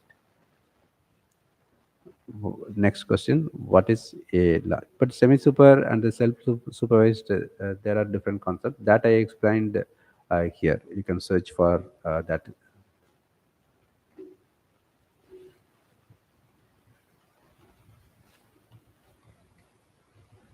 So almost all the topics, whatever question I'm coming into, whichever question coming into my mind, I'll be doing some analysis, and I'll be creating a blog post. Okay, so you can just come to my blog, and if you find something, any mistakes, or if you have any additional things, just feel free to add comments. Okay, so there are subtle differences. Okay, so but fundamentally, that major groups are supervised, unsupervised, and reinforced learning. But in the inside supervised also, semi-supervised, self-supervised, that kind of things are there. Okay. Actually, self-supervised partially, like we can consider as unsupervised itself. Okay, because, but here the question is about semi-supervised, right? What is supervised, unsupervised? What is semi-supervised? Okay, but the semi-supervised is straightforward. It uses small amount of labeled data with a large amount of unlabeled data. So that is what here we are seeing, right? Hybrid of supervised plus unsupervised. It's like both features of both supervised and unsupervised. Okay. Labels are partial. Some labeled set, large unlabeled set. So the purpose is improve model accuracy with limited label data. Common use cases: email classification, speech tagging, medical imaging. Methods: pseudo labeling, semi-supervised, SVM, mix match. So when to use some labels, labeling is expensive. So if that human labeling process requires a lot of money, then in that case, just we can label a certain amount of data, and we can use it with unlabeled data also. That is what semi-supervised. A learning method that uses a small amount of labeled data with a larger amount of unlabeled data. Okay, next question is What is a large language model, LLM? An AI model trained on vast amounts of text to generate or understand human language, like example GPT. Okay, so it's a very common, right? Everyone should be familiar that LLM, large language models. Almost all the AI chatbots like ChatGPT, Gemini, DeepSeek, Q1, every that kind of things are like a cloud, perplexity. Everyone is internally using LLM, large language models. That large language models are like trained with a lot of data, huge amounts of data with a lot of computing power. That is the fundamental of large language. It's a kind of foundation model. Okay, foundation model in the sense it is trained with a lot of data. Okay, the reason behind it is that fundamentally deep learning. When I was talking about deep learning, I specified that in case of deep learning will be working better when we provide a lot of data, right? So based on that fact, uh, providing a lot of data requires a lot of processing power. It's again it's difficult for everyone to do it, right? So the companies, big companies, start of doing it in a centralized place, right? So they set up a lot of computing power, they gather a lot of training data, and they came up with these LLMs. And they are providing API usage, right? So from that, like charging for tokens, they are earning money. Okay, that is the business model of large language models. That is why that LLM, that concept came up. But again, now people are realizing that the LLMs are not that much effective, though they are trained with a lot of things. Still, like having relevant model will be more useful, like that people are feeling. So that SLM, small language model concept, is now becoming popular, right? I recently uploaded one video about that research paper about SLM versus LLM, and that one was highlighting the advantages of SLM. Okay, that is the upcoming thing, but right now LLMs are ruling. Okay, so next question: what is generative AI? Answer: AI capable of creating new content like text, images, or music based on learned patterns. So it's creating new content. Okay, whether it can be text, images, or music, but it should be based on the learned patterns. Okay, so we are training the model with the data, and based on the data, it will be creating new things. Suppose if you are training with 100 dogs, and if it is able to create a new dog based on that, like it should be dog image, but it shouldn't be exactly matching with any of the 100, right? So in that case we can say that generative, right? It is able to generate new content. Okay, but in case of it is the ability to find whether it's a dog or cat, that is classification, right? So that is different. But generative in the sense that is descriptive, that is another way. But here generative AI in the sense that we are always talking about Gen AI, right? Generative AI, it's a very very important thing right now. It has the ability to create new content like text, news articles, new books, and uh, poem summary, like jokes, everything, right? It can create new content. Okay, and images also, we can create new images, and based on our description prompt, right? That is what prompt engineering. And music, it can create new music. Okay, but all are done based on its learning, data learning, right? So generative AI is now changing the world in a very huge way. Okay, section 2: how AI works. Okay, how does AI learn? Okay, that is its question I'm reading right now. AI learns by identifying patterns and relationships in large data sets and adjusting its algorithms to improve performance. Okay, we already discussed, right? So basically, it is identifying the patterns and relationships in large data sets and adjusting its algorithms to improve performance. So it's a continuous process. That is why we are calling it AI learning, right? In case of our traditional programming, it's one time, like. Whatever we have written, that program will work in that way only. But in case of here, it will be learning by identifying patterns and relationship in large data sets and adjusting its algorithms to improve performance. It will be keeping on updating. Suppose here, in case of actual programming, actual training setup, you can define epoch, number of iterations, right? So it will be keeping on improving. So if you are learning, you are asking it to learn only 5 times, that accuracy may be little. If you are asking it to learn 25 times, it will be better. So, but it doesn't mean that if you are asking it to do it 1,000 times, that is not like that. Okay, so that kind of overfitting, that kind of issues are there. 37th, what is model training in AI? Model training is the process of feeding data into an AI algorithm so it can learn to recognize patterns and make predictions. So, almost any kind of questions related to AI, it all involves these things only. So, it is the process of feeding data into AI algorithm so it can learn to recognize patterns and make predictions. Recognizing patterns, that is the key.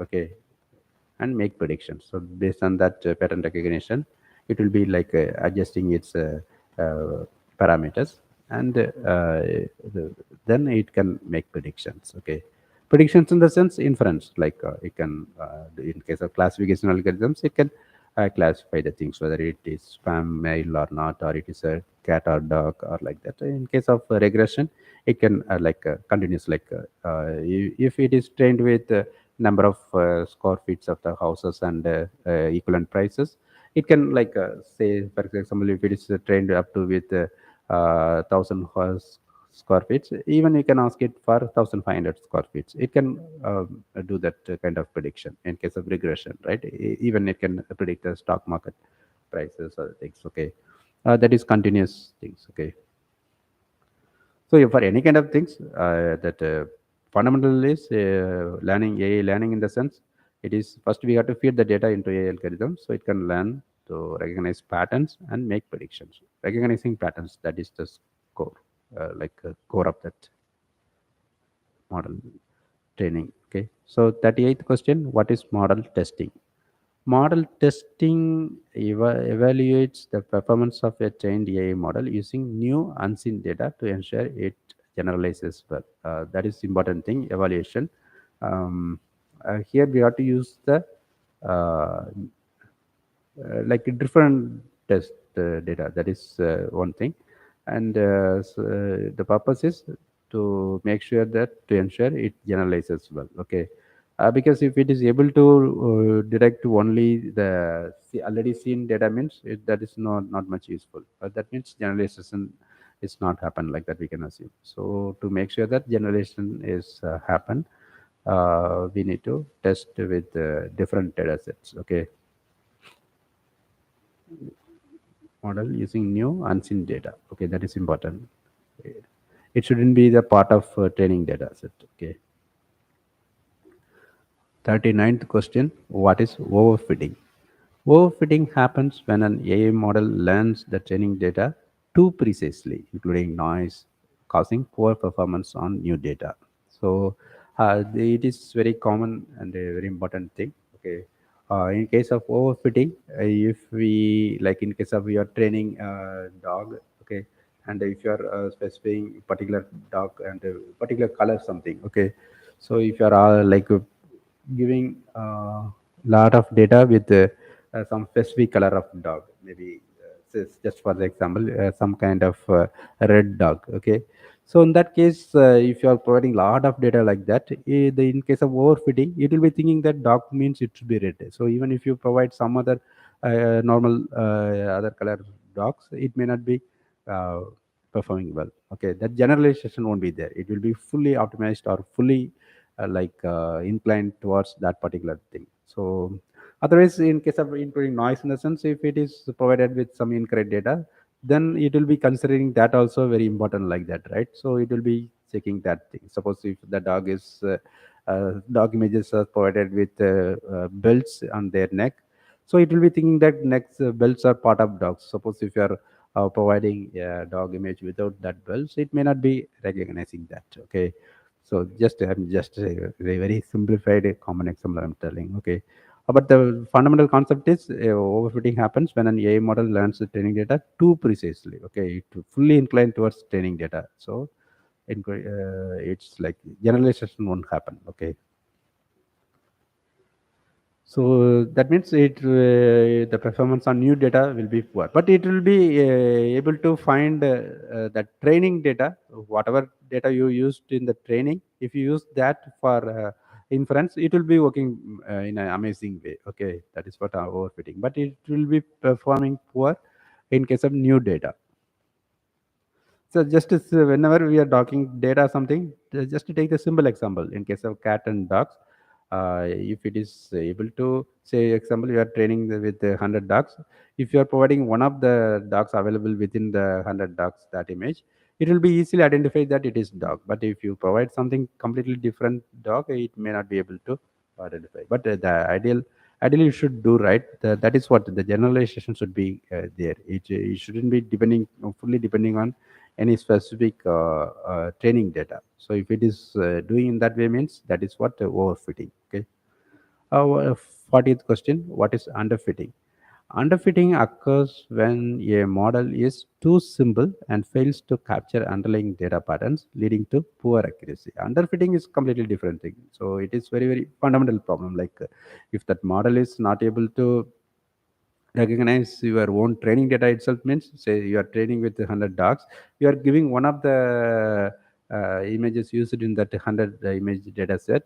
Even in that case also, if it is not able to detect it is as a dog, then fundamentally it is not at all working, right? So because of that algorithm selection, wrong algorithm selection or something. Okay, so that is what underfitting. Underfitting occurs when a model is too simple and fails to capture underlying data patterns, leading to poor accuracy. 41. What hardware is commonly used for AI? Answer: CPUs, GPUs, and specialized hardware like TPUs. TPUs stand for tensor processing units, enable the high-speed calculation of AI recursive. Okay, so recently NPUs are the right neural processing unit like that. Okay. So commonly used to hardware are GPUs. Okay, but if GPUs are there, it can process better. But in my local, I don't have GPU. But there are we have to, yes, in the settings we have to provide that. In commonly, I'm telling we have to say that you can use CPU like that, but it can work, but slowly. Okay, but GPUs are best. TPS are very best. Okay.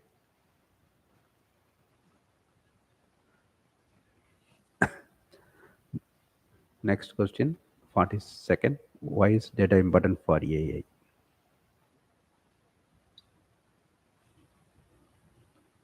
Answer is data is the foundation for training AI. Its quality and quantity directly affect model performance. That I already explained, right? Data is the core of AI. Okay. Apart from algorithms, data plays important role. Okay. So data in the sense large amount of data doesn't mean that it will be performing better, right? The data, that is the entire data science. The data should be very clean data. It should be that feature engineering should be done to make it more performing, better performing thing.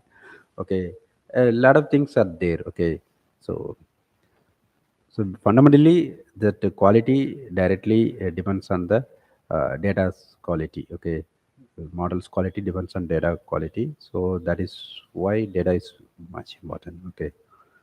43rd question: what is the difference between rule-based AI and learning AI? Rule-based AI follows predefined instructions, while learning AI improves its performance by learning from data. That is very very fundamental things. Now everything is depending on learning AI, right? What is an AI pipeline? An AI pipeline encompasses the stages from data collection to pre-processing, model training, evaluation, and deployment. These are the very common, like it's kind of workflow, right? First, we have to do the data collection, and we have to pre-process the data, and prepare the data set, and we have to train the model, and we need to evaluate the model performance, and then once everything is okay, we have to do the deployment so that anyone can start using that model, right? 45th, how do AI models make decisions? How do AI models make decisions? By applying learned patterns and statistical correlations to new inputs to generate outputs or predictions. Okay, so based on the learned patterns as well as you should consider the query, right, in case of LLMs, so that new inputs and generate outputs or predictions. So either it can generate output or do the predictions. 46th is what is feature engineering in AI? answer is the process of selecting, modifying, or creating input variables, that is features, to improve a model's accuracy. I created a separate blog post, complete detailed blog post here. You can check that. Okay. So it is very fundamentally it is very simple. We have to that, as I said, the data should be very effective, because that is what that that is going to impact the accuracy of the model, right? AI system. Okay. So in case very simple example is here, right? Instead of price and quantity, if there are two features, and you can combine them as revenue, right? By multiplying price and quantity, it should be revenue, so that processing speed will be better. Okay. And in case of weight, other things, it can be BMI, right? In case of health things, instead of weight and height, measuring all these things, we can just specify BMI. So it's just a simple example. So basically, the process of selecting, modifying, or creating input variables, that is features, to improve your model's accuracy. Okay. 47th, how is AI evaluated? Using metrics like accuracy, precision, recall, FN score, and others, depending on the task. Okay. It is very, very important topic. Here I cannot explain very in detailed way. I already created one video, and I provided in that unlocking a there I explained. Okay. Because simply accuracy is not going to work. Okay. So accuracy, in case if you're testing with 100, suppose you are creating one system for filtering spam. Okay. And say for example you are testing with 100 emails, and that out of 199 are good emails. So one is spam. It is saying that all are good. Okay, in that case, 99% of the time it is good. It is accuracy is 99%. Only 1% it was giving wrong answer. But fundamentally, it is not good, right? Say for example, if another 10 spams are there, it may not be detecting that. In that case, even though it is 99% accurate, it is not useful, right? So in that case, precision, recall, that and all key features, because it involves sensitivity, other things also. That I explained in my blog post. You can search and learn that. Okay. But again, these many precision, recall, everything, that and all analyzing something, it will be a bit difficult, right? So that is why the F1 score, combination of all these things. So that is from like something like percentage, right? So just for very simplifying, I'm thinking, just by seeing the F1 score, we can just find the efficiency of the, I mean, yeah, understand the efficiency of the model. Okay. But internally, it is related to precision recall. Okay. So just to go to my blog and search for that F1 score something. You can.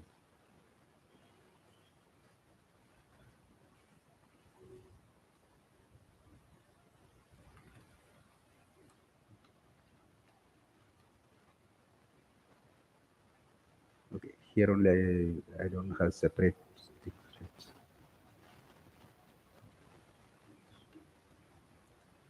So here I mentioned recall. What is the difference between precision recall? What is the F1 score? Okay. But it maybe simply formula, but you can understand that thing, right? Just the whatever example I specified. Normally we will be talking about accuracy, right? But in case of this kind of machine learning, that things that metric is not enough. So we need recall, and here they provided a formula. Recall means number of true positives among that true positives plus false negatives. Okay, so here we can like F1 score is a combination of precision recall. Okay, so just by seeing the F1 score, we can easily identify whether it is good with the precision and recall. Okay, so precision focuses on accuracy of the positive predictions. Okay, recall focuses on capturing as many positive cases as possible. Okay, so here I provide the use case, like high precision means most positive tests are correct, few false alarms. High recall means most. So based on the use case, we have to choose. Okay. So in that case, we separately we need recall and precision things. But in a general way, If you just want quickly shortlist something, you can just use FN score. Okay.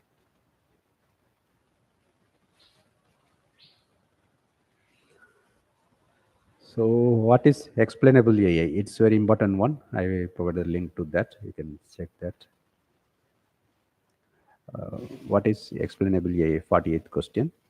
AI designed to provide transparent, understandable explanations for its decisions and predictions. Because the very negative about AI is its black box nature, right? We don't know how it's internally working. But recently, new models are having that option, thinking that that kind of features they provided. But we cannot expect everything in all these things. But again, trade-offs also there. Like even the thinking process, if we choose that, it will be taking more time, and in case of paid things, we have to pay more, right? So here I explained that things because it's very important. In that coming days, mostly people will be talking about that. Okay, how it's working. So that will, if we know how it is working, then the reliability will be increased. We can because as of now, hallucinations play important role, right? So we cannot depend on AI, especially LLM's output for critical things. Okay, so, but if we know how actually if it is working, then we can understand whether it created it properly or not. So based on that, we can either take it or reject it, right? 49th question. What is edge AI?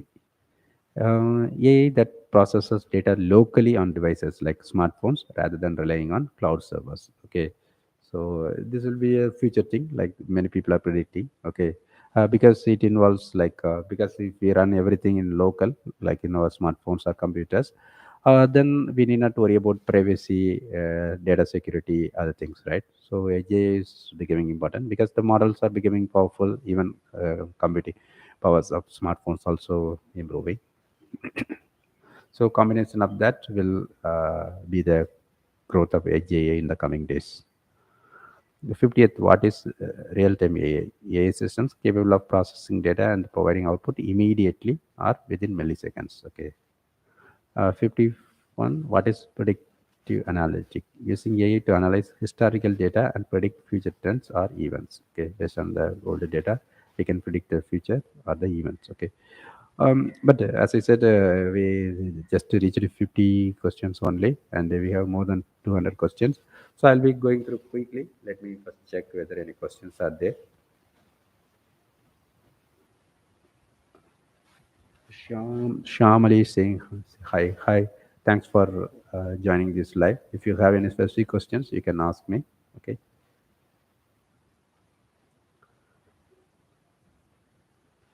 Okay. So because of lack of time, just I will go through fully. Unless someone is having asking any questions, I'll be just reading questions and answers. Okay.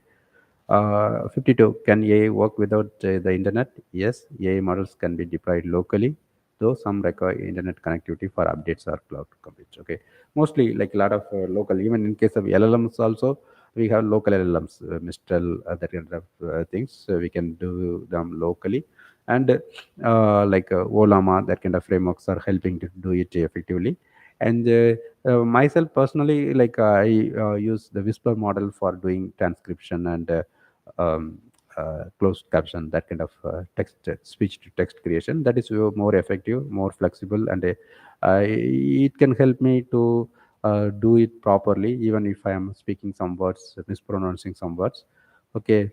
That I explained in my blog post. You can read that. That playlist also. That video is there. Okay. So a lot of things are there. Most of the people are expecting that things because we need not pay for token usage, and there is no need to worry about internet connection and security, privacy, that kind of things. Okay. So what is AI model deployment? Integrating a trained AI model into real-world applications or software to perform its intended task. Okay, we are just training the model and testing everything is completed means that there is no use, right? It should be exposed to the world through any kind of software applications or something, right? So that is what the deployment is. Here, say for example, I created that chatbot, right? So I need to deploy. I deployed it on Hugging Face Spaces. So then it will be accessible to my through my here I am referring this one. Okay, so since it's deployed on Hugging Spaces, it's able to work from this website. Okay, so it should be deployed in some cloud services. Then only we will be able to use it from any place. But as I said here, in case of local LLM other things, we can use we can deploy. That means deploying everything in our local itself. Okay. What role does cloud computing play in AI? Platforms provide scalable storage and compute resources for training and running AI models. A lot of things are there. Amazon, everyone, they're providing things, a lot of services, but mostly marketing kind of thing. So I don't want to discuss here. Okay, but the concept is cloud computing. They provide scalable storage. Storage is scalable, and compute resource also scalable. Okay, and we can use them for training as well as running AI models. Okay, but personally, I give more importance to this local LLM, that kind of stuff. But anyway, from business perspective, it is unavailable. We cannot set up all the computing power and the storage, right? So we need to use them through Amazon. They provide a lot of things like in case of RAG, Amazon is providing Bedrock, that kind of stuff, and SageMaker, like a lot of services. All the companies like Google Cloud, everyone is providing a lot of AI model focused services. Okay. 55th, what is federated learning? A machine learning approach where models are trained across multiple decentralized devices without sharing raw data, enhancing privacy. Okay. Instead of putting all the training in one place, it is like decentralizing, um, using different devices, multiple decentral devices to train them. Say, for example, one device may be training with some certain data, another set of devices will be using another data. So, by combining everything, it can work better.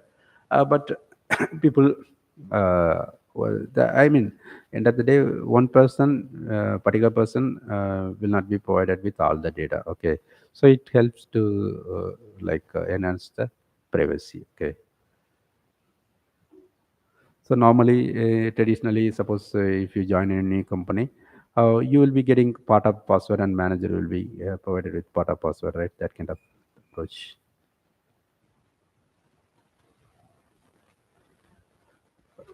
56, what is data pre-processing? Cleaning and preparing raw data to improve quality and usability for training AI models. We already discussed, right?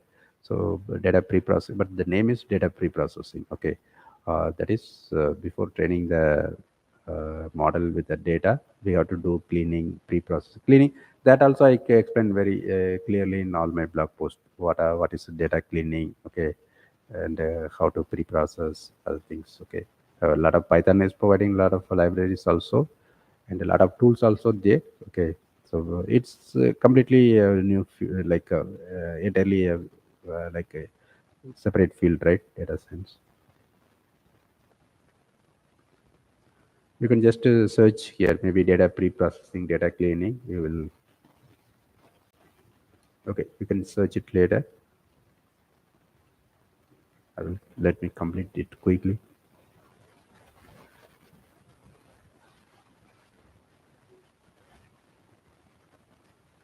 Let me first check any questions are there. No questions, right? I will do it quickly now.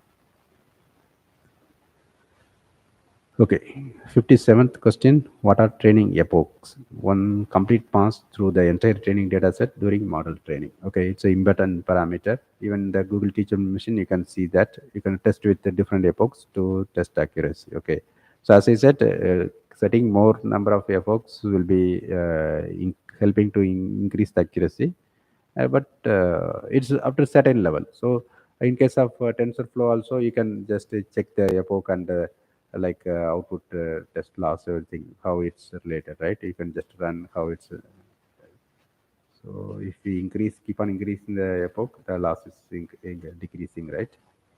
So it's almost zero. So that is where, but after beyond certain limit, it is not reducing before that loss, right? It is 0, 0, 1, still that irrespective of increasing. So we can unnecessarily we need not waste a computing power. So that's the number of epoch record. It's a kind of simulation, but based on our experience also, we can set that. So that is what epoch. It's I can just say that as iterations, okay. But it's in case of YOLO or model training, you can see the effect of each epoch. Okay.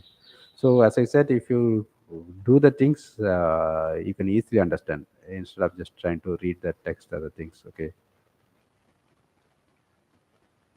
What is a loss function in AI? A mathematical function that measures how far off an AI model's predictions are from actual outcomes, guiding learning. Okay. So loss function is the difference between actual thing and the that learning. Here loss function based on the loss functions only that corrections will be happening. Okay.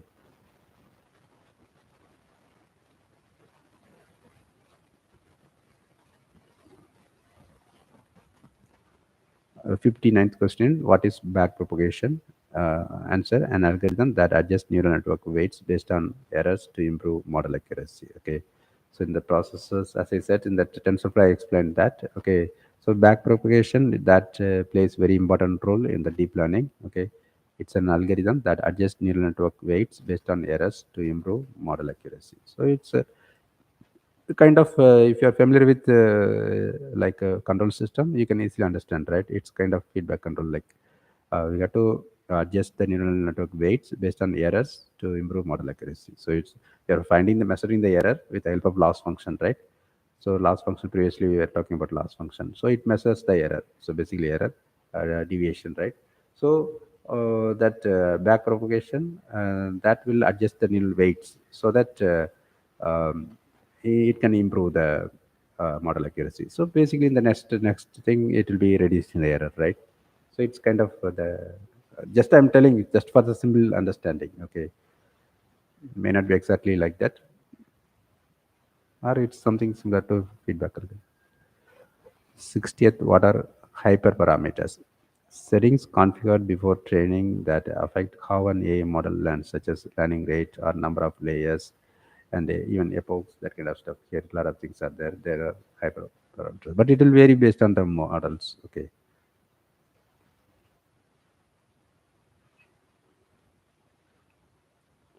So choosing proper hyperparameters are the uh, key requirements. So these days, a lot of automated things are there, so that they will be starting with good optimized hyperparameters. Hyperparameter tunings softwares are there.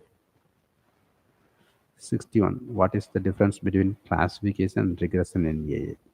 Classification predicts discrete categories, while regression predicts continuous numerical values. It's a very simple. It's a very everywhere it is there, right? So you need to understand the classification regression, because whenever we were trying to learn something, we'll be able to understand these things. Okay, because all the examples will be talking about it. Classification is just predicting discrete categories, like certain categories will be there, like a dog, a cat, a spam, no spam, like that. Okay. In case of regression, there won't be that kind of things. It's like continuous numerical values. In case of prediction of house prices or stock prices, like that. Okay.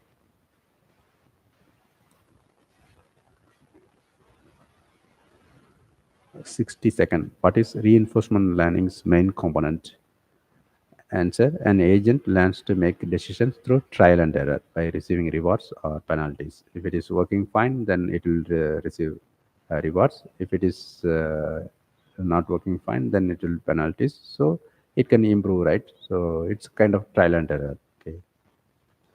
63. What is a confusion matrix? A table used to evaluate classification models by showing true positive, false positive, true negative, and false negative results. This is like we were talking about um, precision, recall that, right? So in that graph, we can easily understand by checking it. It's again, it's a important evaluation thing. Okay, that things I explained in my blog post. 64th, what is cross validation? A technique to assess AI model performance by training and testing on different data subsets. Okay. 65, what is unsupervised clustering? Grouping data points based on similarities without predefined labels. Okay.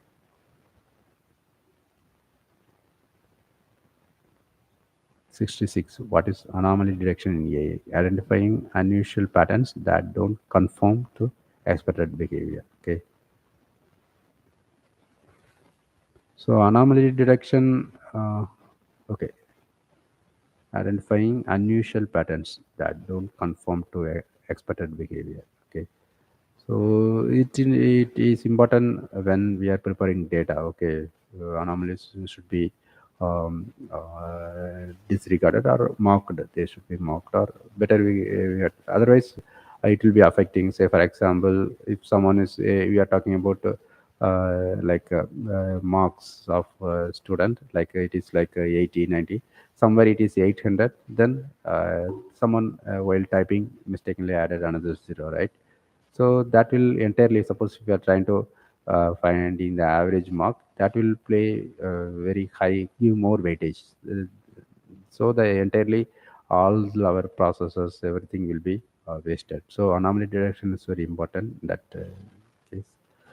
This is from there, like it's based on the context. Here, if it is talking about data preparation, I'm telling this. Okay. 67, what is natural language understanding, NLU?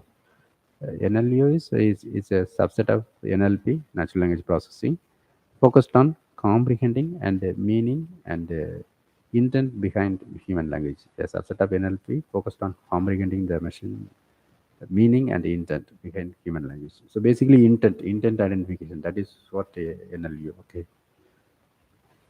What is a pre-trained model? An AI model trained on a large data set that can be fine-tuned for specific tasks. Okay, we already discussed, right? Using ImageNet, a lot of pre-trained models are there. We can fine-tune it according to our medical usage or something. Okay. 69. What is ensemble learning in AI? Ensemble learning is a technique in machine learning where multiple models, such as decision trees, neural networks, or other classifiers, are combined to improve overall prediction accuracy and robustness by aggregating the outputs of several models. Ensemble methods like bagging, boosting, or stacking can reduce errors that might occur when relying on a single model and often deliver better performance on complex datasets. So this one also, it's a good approach. We are combining multiple models in a different way, like bagging, boosting, and stacking, so that overall it can help to improve the accuracy. Okay, it's combining different models. Okay. 70th, what is batch size in model training? The number of training samples processed before the model's parameters are updated. Okay. So here, if you go check it through Google Teachable Machine, you can find that option. Suppose if you are having 100 images of cats, like processing all the hundreds may not be that much effective, right? From computing perspective, so we can set the batch size like at 10. So it will be processing in 10 by 10. So basically, the number of training samples processed before the model's parameters are updated. So, it will first process 10 images and update the parameters, then process another 10, like that. 71st, what does gradient descent mean? An optimization algorithm used to minimize the loss function and improve model accuracy. Okay, so there, as I said, to understand all these things, you have to be doing some kind of experimentation with that concept. Maybe you can try with playground TensorFlow playground something. Okay, so if you understand the overall process, you can easily learn these things, an automation algorithm. But for just for the basic understanding, you can understand that it is an automation algorithm used to minimize the loss function and improve model accuracy. Okay.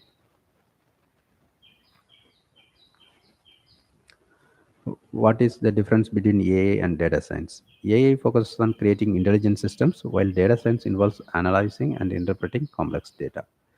73. What is supervised versus semi-supervised learning? Semi-supervised learning uses a small amount of labeled data combined with unlabeled data. It seems it's repeating, or we already discussed, right? So already that time we were studying about what is semi-supervised learning. Okay. 74. What is the role of human in the loop in AI?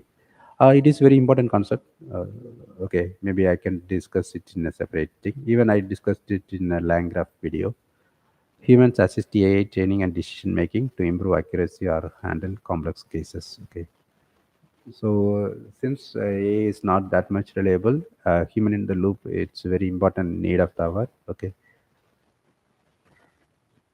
75. What is an AI framework? Software tools and libraries that ease AI development, such as TensorFlow, PyTorch, or scikit-learn. In case of traditional machine learning, you can use scikit-learn. In case of deep learning, you can use TensorFlow, Google's TensorFlow, or Facebook's Meta's PyTorch. PyTorch, they are open source only. Okay. Section 3, AI applications. Okay.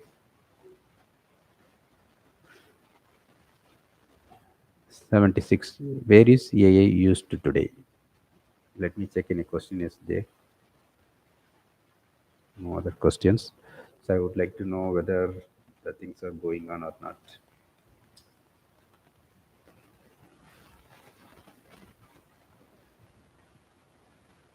Let me check it now. Okay.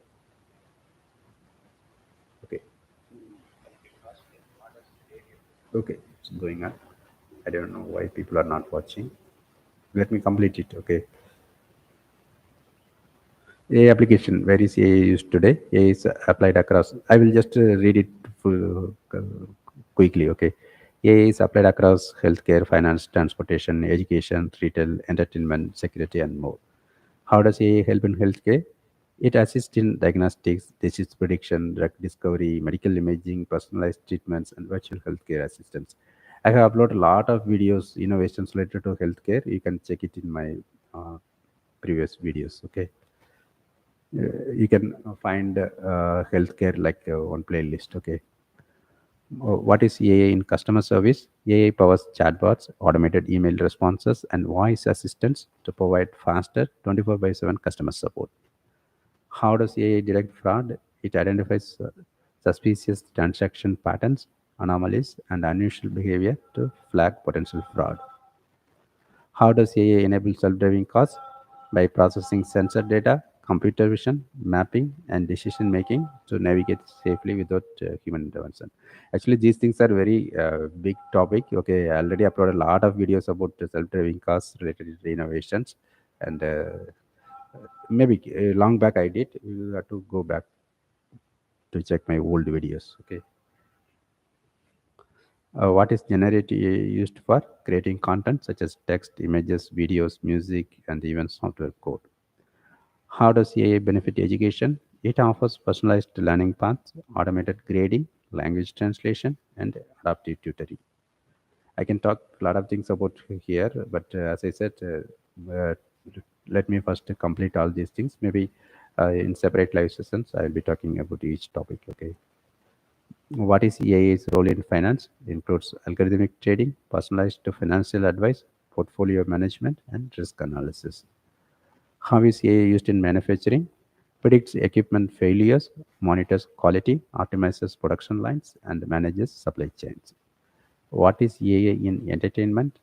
Recommendation systems in Netflix and Spotify, game AI opponents, special effects generation, and audience analytics. You should be, everyone is witnessing that, right? Even the YouTube recommendation, everything is based on AI. Huh. How is AI used in agriculture?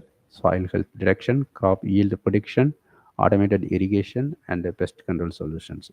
Regarding these things, also I uploaded a lot of innovations, research-related videos, even like measuring that diseases with plants. A lot of things. AI is very accurate in these things. Okay. How does AI help in marketing? Customer segmentation, campaign optimization, sentiment analysis, and personalized recommendations. So obviously, apart from these things, every day we can use it, right? So for creating images, everything we are using already using ChatGPT, other things, right? So personally, I'm using for marketing my Gen AI, webinar, everything. I use AI in a huge way, right? What is and in that my AI course, I added a lot of videos explaining about how to use it for digital marketing effectively. Okay, if you are a digital marketer, you may like my AI course. Okay. What is AI in cybersecurity? Detecting intrusions, predicting threats, identifying phishing scams, and automating response protocols. How does AI work in retail? Optimizes inventory, personalizes product suggestions, assists in pricing strategies, and manages supply chain logistics. How is AI used in human resources? Candidate screening, resume passing, skill match analysis, and employee engagement monitoring. These things are now improving. And again, the biases, as I explained previously, the biases in the data training, they will reflect here also. So that ethics and moral that guidelines are playing important role. How is AI used in transportation other than self-driving cars? Traffic prediction, route optimization, logistics planning, and fleet management. Regarding fleet management, also I added a lot of videos. Okay, you can check it. How is AI used in law and legal services? Document review, legal research automation, contract analysis, and case prediction. Okay, apart from that, even now we are hearing about a lot of AI-based AI lawyers or things, right? Actually, I uploaded a few videos about that also. Previous long back, I uploaded it. Okay. Recently, I am uploading AI tutorial videos kind of thing. Previously, for many years, I have been uploading AI innovations related videos, and I put them in different playlists. One is Learn AI. Okay. That is for learning AI, recent things, and another AI innovations are in the playlist artificial intelligence. Okay, you can check my playlist sections.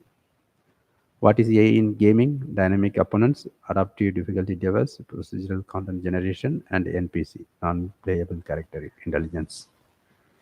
How is AI used in weather forecasting? Analyzes climate data to predict weather patterns, severe storms, and long-term climate trends. How does AI help in space exploration? Navigation of rovers, image analysis from space telescopes, autonomous satellite management. What is AI in personal productivity? Tools like AI scheduling assistants, predictive typing, transcription services, and smart reminders. How does AI power voice assistants? Through speech recognition, NLP, and machine learning models that understand and respond to commands. What is AI in energy management? Optimizing energy usage, smart grids, forecasting energy demand, and maintaining renewable energy systems. How is AI used in supply chain optimization? Predicting demand, optimizing routes, and reducing operational costs through automation. How is AI applied in art and creativity? AI generates paintings, music compositions, poetry, and other creative outputs. What is AI in translation services? Neural machine translation for accurate and context aware translations. How is AI used in insurance? Risk assessment, claims automation, fraud detection, and personalized policy pricing. How is AI used in real estate? Property value prediction, virtual tours, personalized listings, and automated tenant screening. What is AI in public safety? Predictive policing, facial recognition, emergency response automation. What is AI in voice cloning? AI models that mimic a person's voice for speech synthesis. You can test it, Lemon Labs. If you are not familiar, you can check that. How is AI used in environmental protection, wildlife population monitoring, deforestation tracking, pollution detection?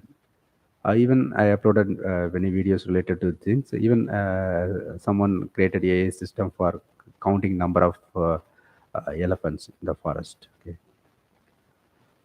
How is AI used in journalism, automating news report generation, trend analysis, and fact checking? But actually, right now it is doing more harm than actual helping, right? By including a lot of fake news or things. Okay. What is AI powered sentiment analysis? Determining the emotional tone in text or speech, useful in brand monitoring and reviews. How is AI used in recruitment marketing? Targeting job ads to relevant candidates and analyzing application trends. What is AI in urban planning? Simulation of traffic, energy needs, and growth patterns for smarter city planning. How is AI applied in banking? A loan approval automation, customer service, fraud alerts, and investment guidance. What is AI in security surveillance? Real time video analysis for spotting suspicious activity or unauthorized access. I created separate video about this security surveillance. Okay, maybe if you are interested, I mean video, not video, blog post. The role of AI and machine learning in modern security systems. Okay, you can check that.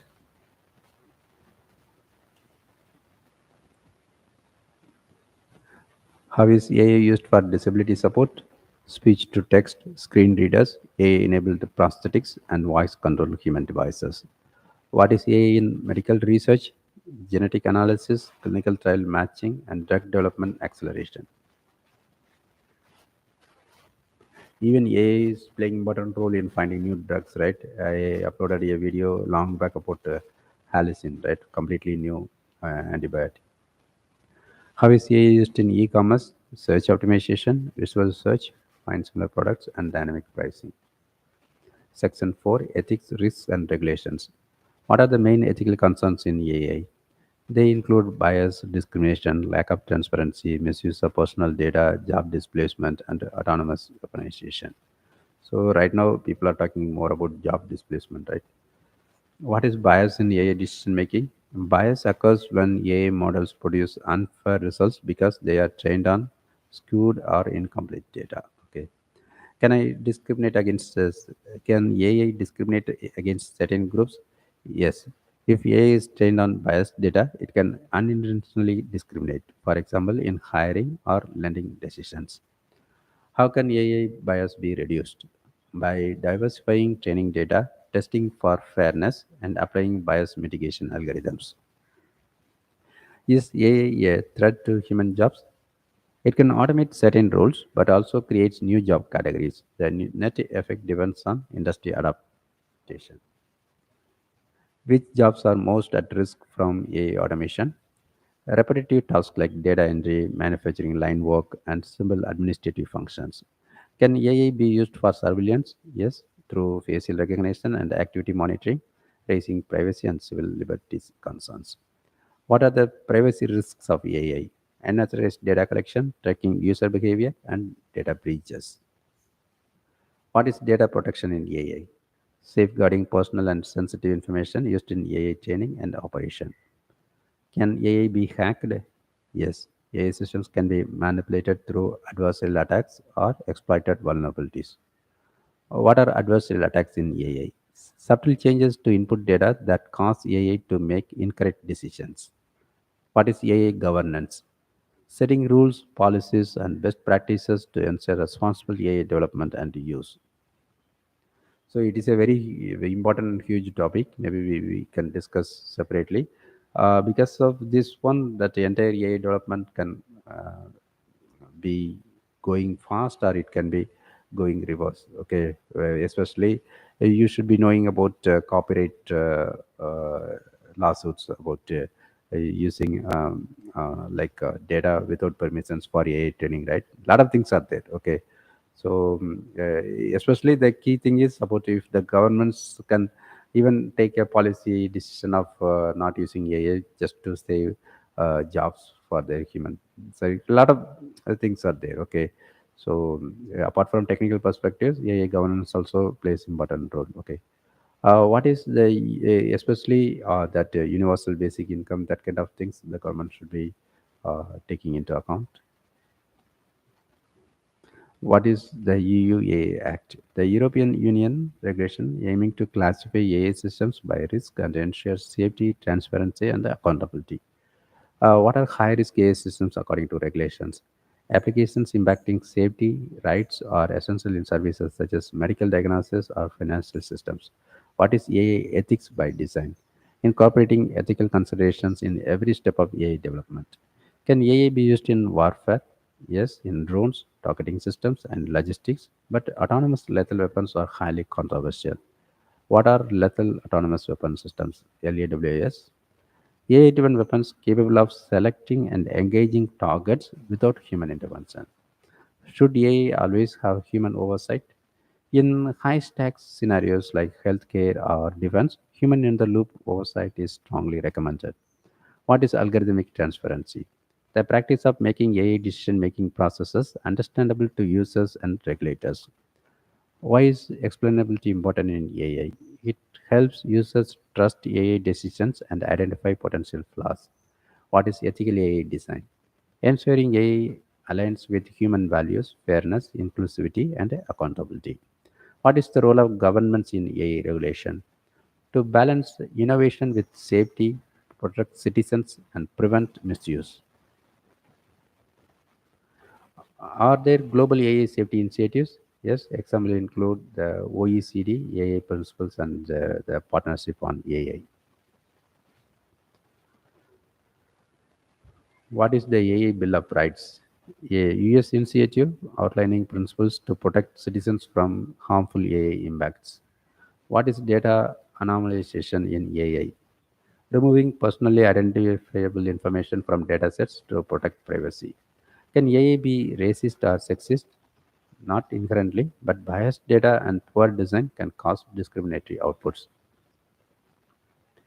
How can companies ensure ethical AI use? By adopting internal guidelines, diversity in teams, regular auditing, and third party oversight. What is AI safety research? Research aimed at preventing unintended harmful behaviors in AI systems. What is the danger of deepfakes? They can spread misinformation, impersonate individuals, and erode trust. How can deepfake misuse be prevented? Through detection tools, legal measures, and public awareness. What is AI risk assessment? Evaluating potential harm from AI systems before deployment. What is autonomous decision making risk? The danger that AI could make critical mistakes without human correction. Is there an international AI law? Not yet, but global cooperation is increasing on shared principles. What is consent in AI data usage? When users agree to have their data collected and used for AI purposes. What are the consequences of unregulated AI? Potential misuse, erosion of rights, safety hazards, and loss of public trust. What is responsible AI innovation? Balancing rapid AI development with ethical safeguards. How do human rights apply to AI? AI must respect rights like privacy, freedom of expression, and equality. What is corporate AI accountability? Ensuring companies are responsible for the impacts of their AI systems. Can AI violate copyright laws? Yes. Generative AI may produce works too similar to copyrighted materials. How can AI be aligned with human values? By involving diverse stakeholders, applying ethical frameworks, and continuous monitoring. Next section, misconceptions and popular questions. Let me check any question is there. Okay, no questions. And whether the live is going on. Okay, it's going on. Let me continue this.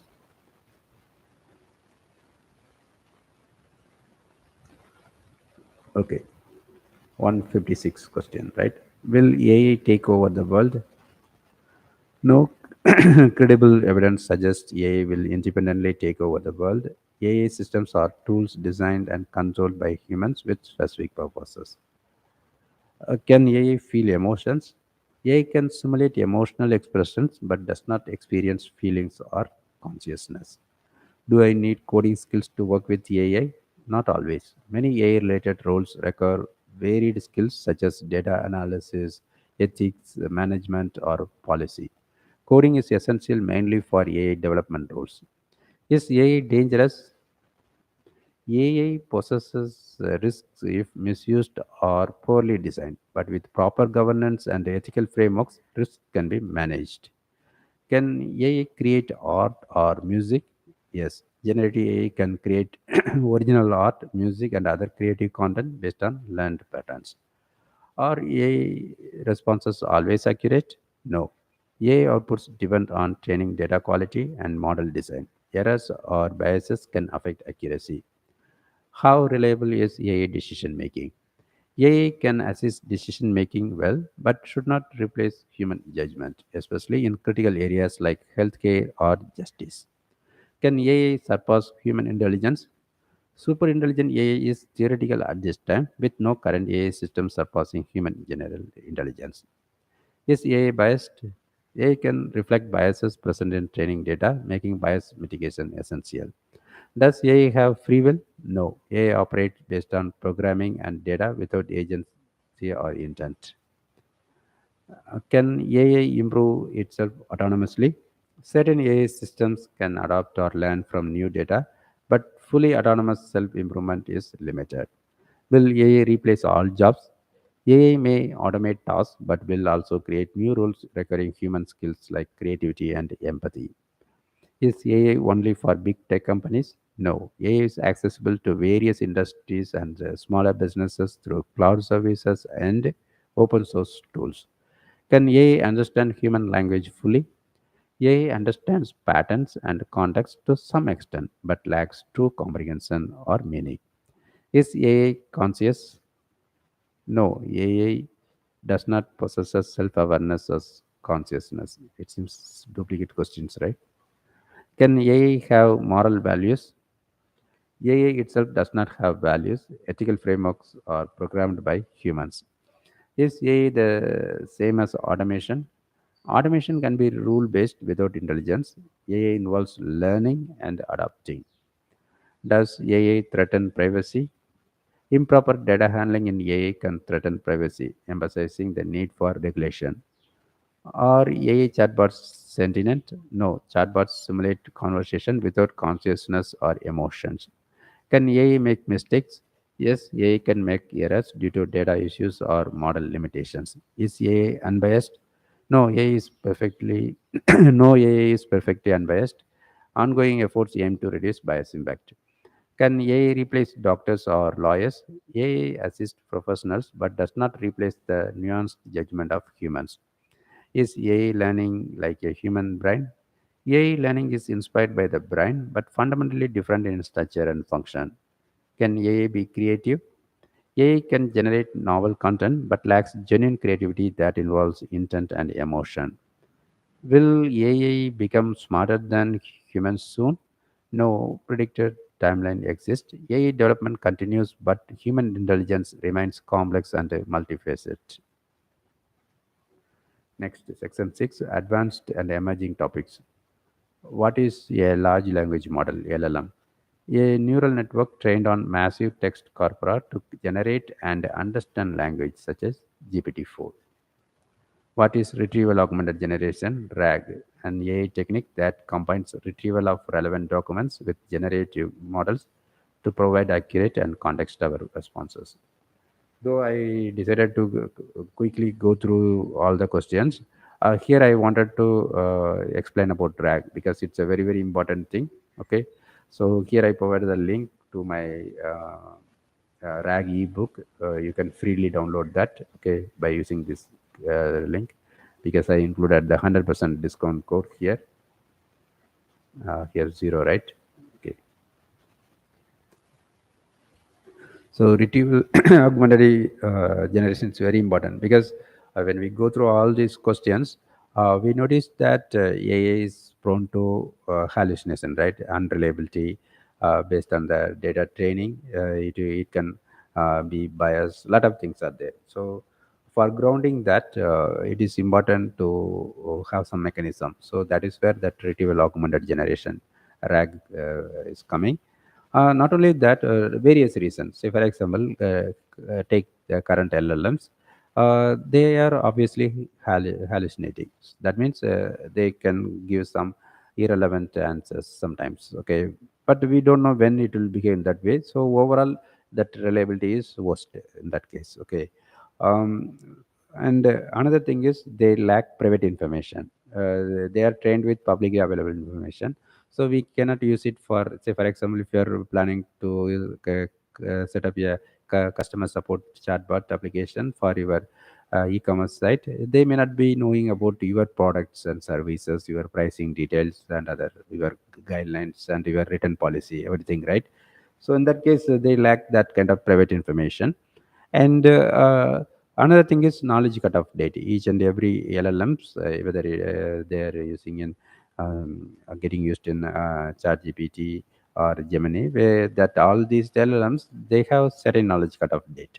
But the ChatGPT.com, the Google Gemini.google.com, they are AI application. They somehow use like a tool calling for getting the search results. That is completely different thing. But internally, that LLMs are having certain knowledge cutoff date. If you ask ChatGPT, what is your knowledge cutoff date? It will say something. Yesterday I asked, right? June 24th, something, 2024, like that it was saying.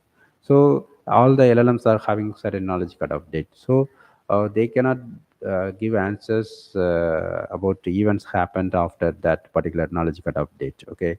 So they are not, basically not updated. They cannot handle the latest information. Okay. So all these shortcomings are really critical shortcomings. So we cannot use LLMs in commercial settings. Okay, though the LLMs are very powerful in generating, doing a lot of things, generating text, creating images, and it can do a lot of things. Like a lot of use cases are there. Okay, for automation, especially in this recently agentic AI agents everywhere. That center core is LLMs, but that LLM is fundamentally having these important shortcomings, right? So in that case, it is very important to handle that. So for that, that RAG was developed, retrieval augmented generation. It is like combining both retriever as well as generation. Generation is in the sense here the LLMs. LLMs are able to generate the content, right? So that generation is augmented by retrieval process. That is what retrieval augmented generation. Instead of just doing generation, we are augmenting it with retrieval. That means we should having, say for example, examples will be better to explain the things, right? I was talking about your e-commerce system, right? You are having e-commerce system. You decided to create a customer chatbot, and you decided to use LLMs, and it is working fine, but without your private data. So for use involving your private data, you can set up your knowledge base. Maybe you will be having your details in a PDF file or database, and whenever the user asks any questions, like tell about the written policy of this particular product or something, if he is asking, that query should be searched along among your knowledge base, right? And that relevant data that may not be like completely presentable to the your user, right? So in that case, that context information should be sent to the LLM.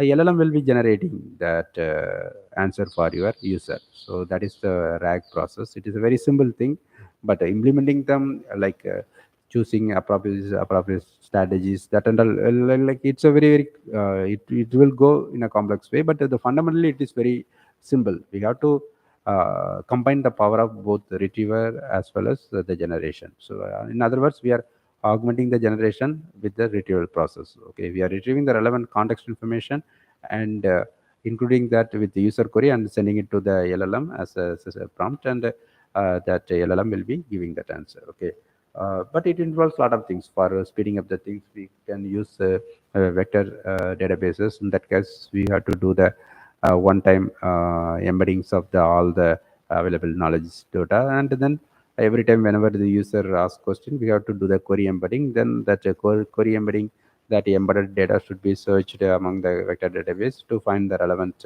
context information by doing the cosine similarity, that kind of search. Okay, so that kind of things also there to improve the performance. So fundamentally, it is like instead of simply sending the query to the user, we can send the relevant context information also.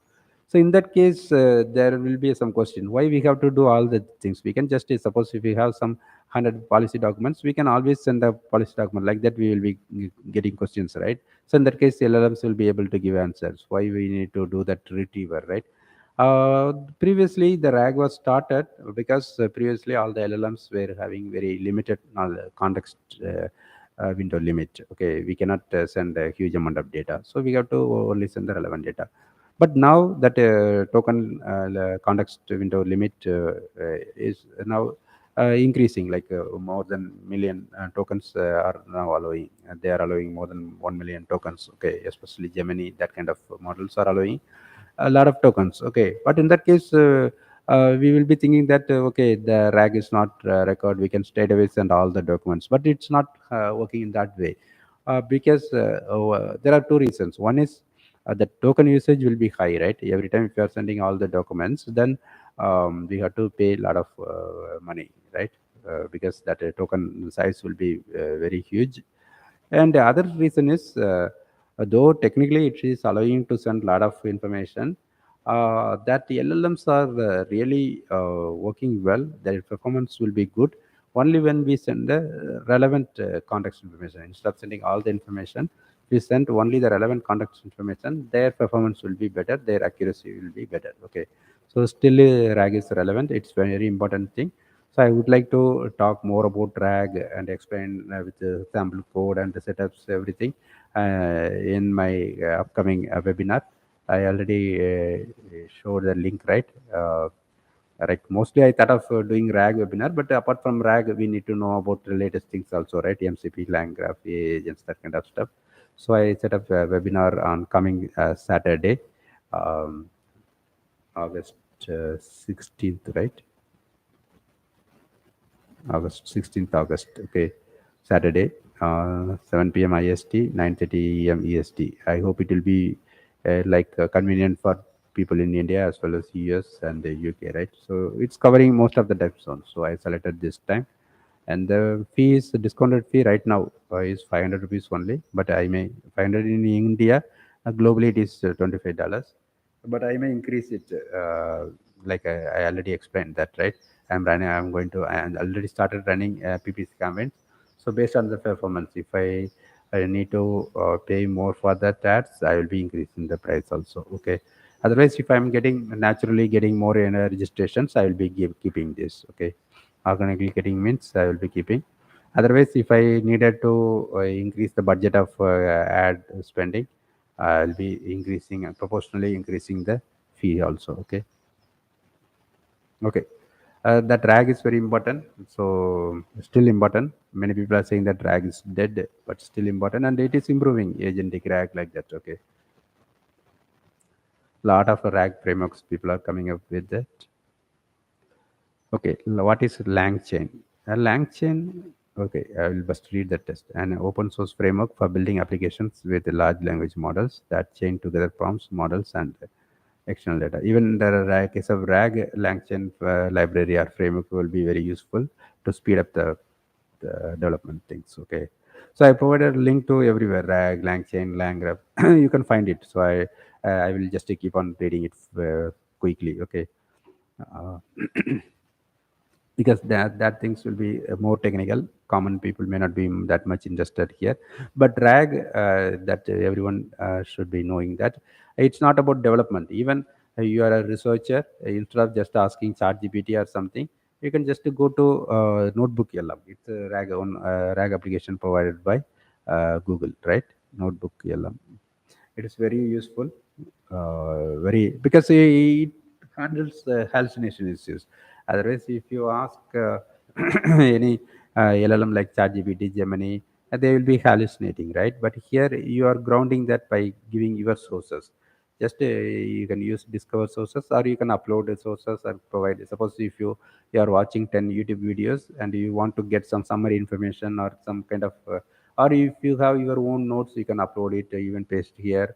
You can do that, and then you can start with that. You can create mind map, you can create a podcast, you can create video overview, like a study guide, FAQ, a lot of things you can do. Okay, you can just explore that if you are new to that one.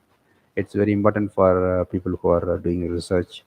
Not only for them, it's common for everyone. Just it's based on RAG. Okay, so that is the purpose I wanted to highlight the importance of RAG. Okay, so it helps to avoid hallucination, which is a very important problem with common LLMs.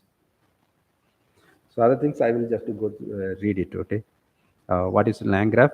A tool or concept to model and visualize relationships between language components or workflows within AI systems.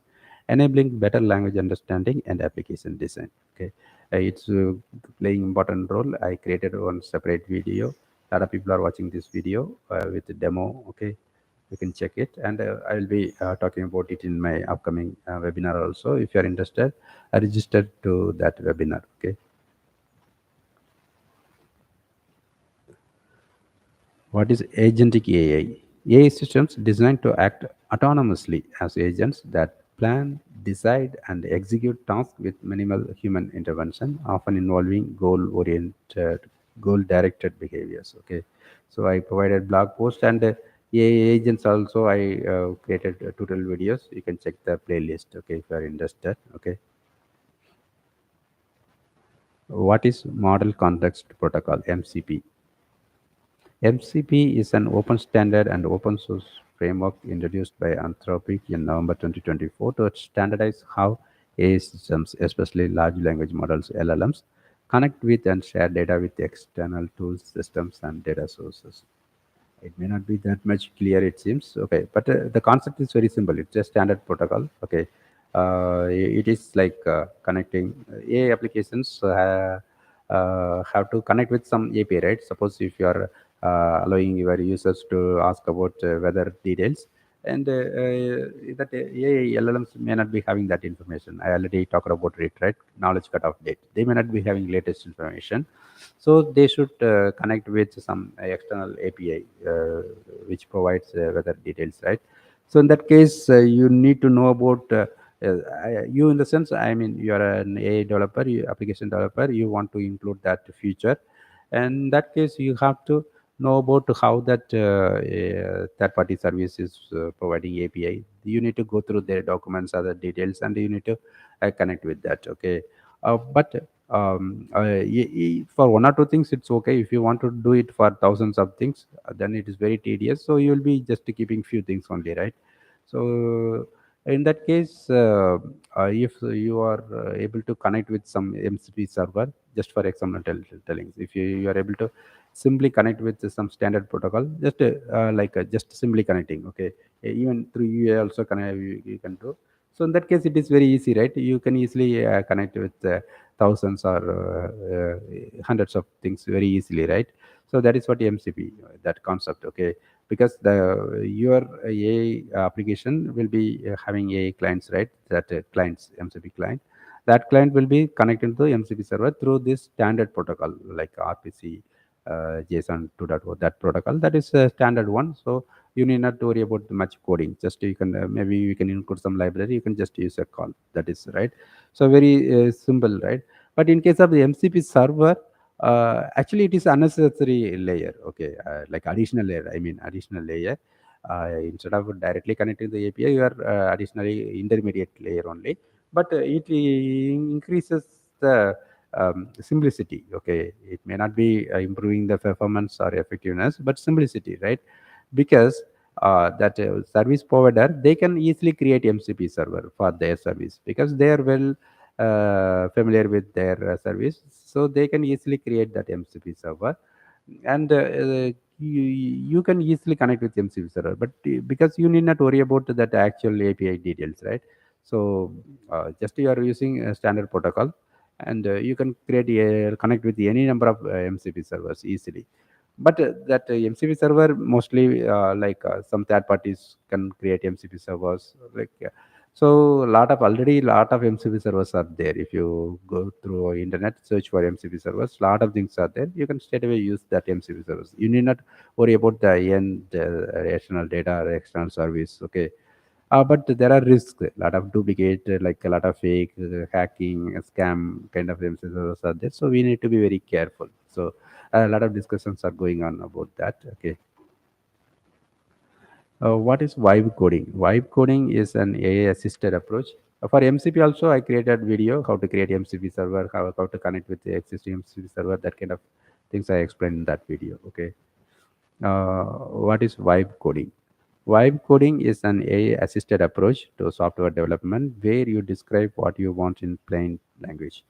Let a large language model generate the code and then iteratively refine it, often without fully knowing or controlling every line of code. Okay, so basically using allowing the AI tools to create all the coding. But personally, I don't prefer this one for a lot of reasons. I already talked about in many videos, and including that my AI course also I have included one article about it. Okay. So basically, vibe coding is just with the help of AI, we can create tool. With the help of AI, that is different. That I support that kind of approach. Personally, I'm doing it. Okay, we can ask like ChatGPT or any kind of cloud or anything to create code based on our instructions, right? But if you are asking like vibe coding tools like Cursor and Google Firebase Studio or something, just gaining the end goal and asking it to create everything, it will be creating, it will be working, but the maintenance and code security issues, that a lot of things are there, and understanding the code flow for fixing anything in the future, or like adding new features, that kind of stuff will be becoming very hard, and mostly corporates won't be encouraging that. So from career perspective also, if you are addicted to that kind of coding, your job opportunities also will be reduced. So a lot of things are there in that perspective. But if that thing is developing in a very good way, so maybe future, in the future it may be becoming a standard thing, so that is different. But for prototyping other things we can use that. Okay, but for actual coding for production things, it is not advisable. Okay. What is prompt engineering? The practice of designing and optimizing inputs to get the best possible output from generative AI models. Okay, it's a very very important skill. I already created many ebooks, like prompt engineering books, separate book also there that I included in my recorded course, and added a lot of blog posts. So most of the people should be knowing about it by this time. But again, that need for prompt engineering is now slowly declining because of that.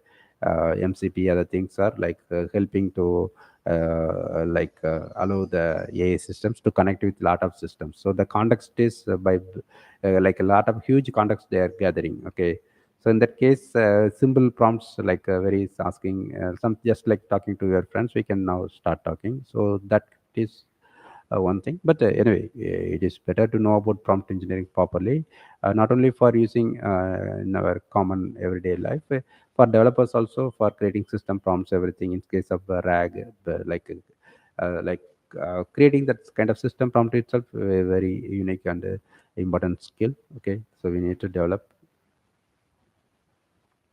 How does multimodal AI work?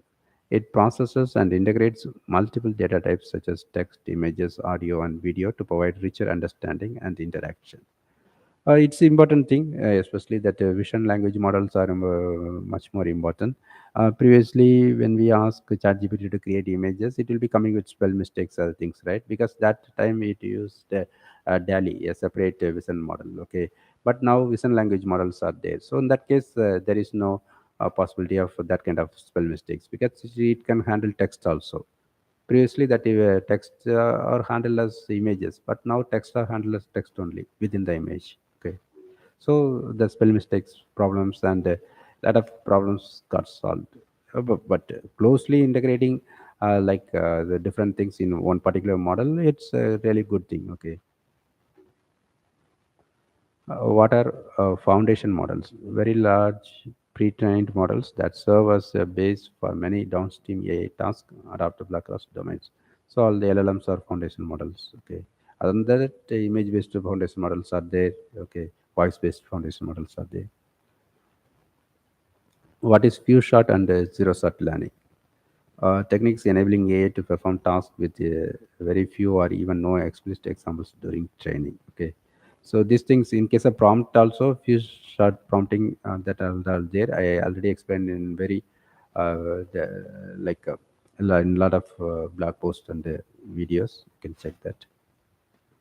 Explain AI already we discussed, right? What is, it's a duplicate one. So there are two duplicate questions. What is AutoML? Automated machine learning that selects models, tunes parameters, and streamlines AI development pipelines without extensive human intervention. So AutoML helps to allow us to do the AI development without much knowledge related to those things. Okay. What is agent-based modeling in AI? Simulating interactions of autonomous agents to study complex systems and emergent phenomena. What is self-supervised learning? A method where AI generates labels from the data itself, leveraging underlying structure to learn without explicit annotation. I provide the link for the more details in my blog post. Okay. What is federated? Already gone through it. The three duplicates are there. It seems training AI models across decentralized devices or servers while keeping data localized for privacy. What are AI chips? Specialized hardware such as GPUs, TPUs, and NPUs designed to accelerate AI computations efficiently. What is synthetic data in AI? Artificially created data used to augment or replace real world data, improving privacy and scaling training. What is the alignment problem in AI? Ensuring AI systems' goals and behaviors align with human values and intentions. What is an AI agent? An autonomous AI entity that pursues its environment, makes decisions, and acts to achieve goals. What are the main challenges in agentic AI? Ensuring safe autonomy, interpretability, robustness, and alignment with user intentions. What is reinforcement learning with memory? A method where AI agents leverage past experiences, memories to improve future decision making effectiveness. Okay. How do language models integrate with the external knowledge? Using retrieval augmented generation or APIs, models fetch current or domain specific information to enhance answers. What is chain of thought prompting? A prompt design technique encouraging AI to generate step by step reasoning before giving an answer. Actually, it is one important thing. It can help us to get somewhat reliable answer without hallucination. So whenever you ask something, you can ask ChatGPT or something in the prompt. You can ask, do it step by step. Okay, I explained in very detailed way in my previous videos. What is vibe awareness in AI communication? AI is the ability to detect and respond to emotional tone and unspoken contextual cues in human interaction. How does LangChain facilitate composability in AI? By allowing developers to connect language models with data sources, prompt templates, and workflows flexibly. I already linked to that LangChain tutorial, right? You can check it. And the LangChain is providing a lot of free courses. You can check their website also. And I collected a lot of such free courses and I put it in my blog, AI Learning Resources. You can search and find them. What is LangGraph used for in AI? Visualizing and managing complex neural language workflows or dependencies to improve transparency and debugging.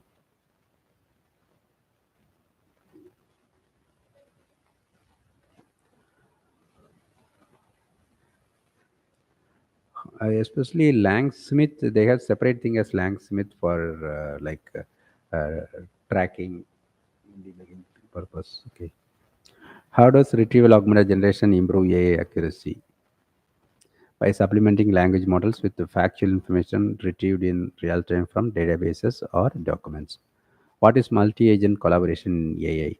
Multiple AI agents communicate and cooperate to solve complex tasks or simulate social behaviors. Okay, it's like agentic AI, parts of agentic AI. What are ethical considerations of agentic AI?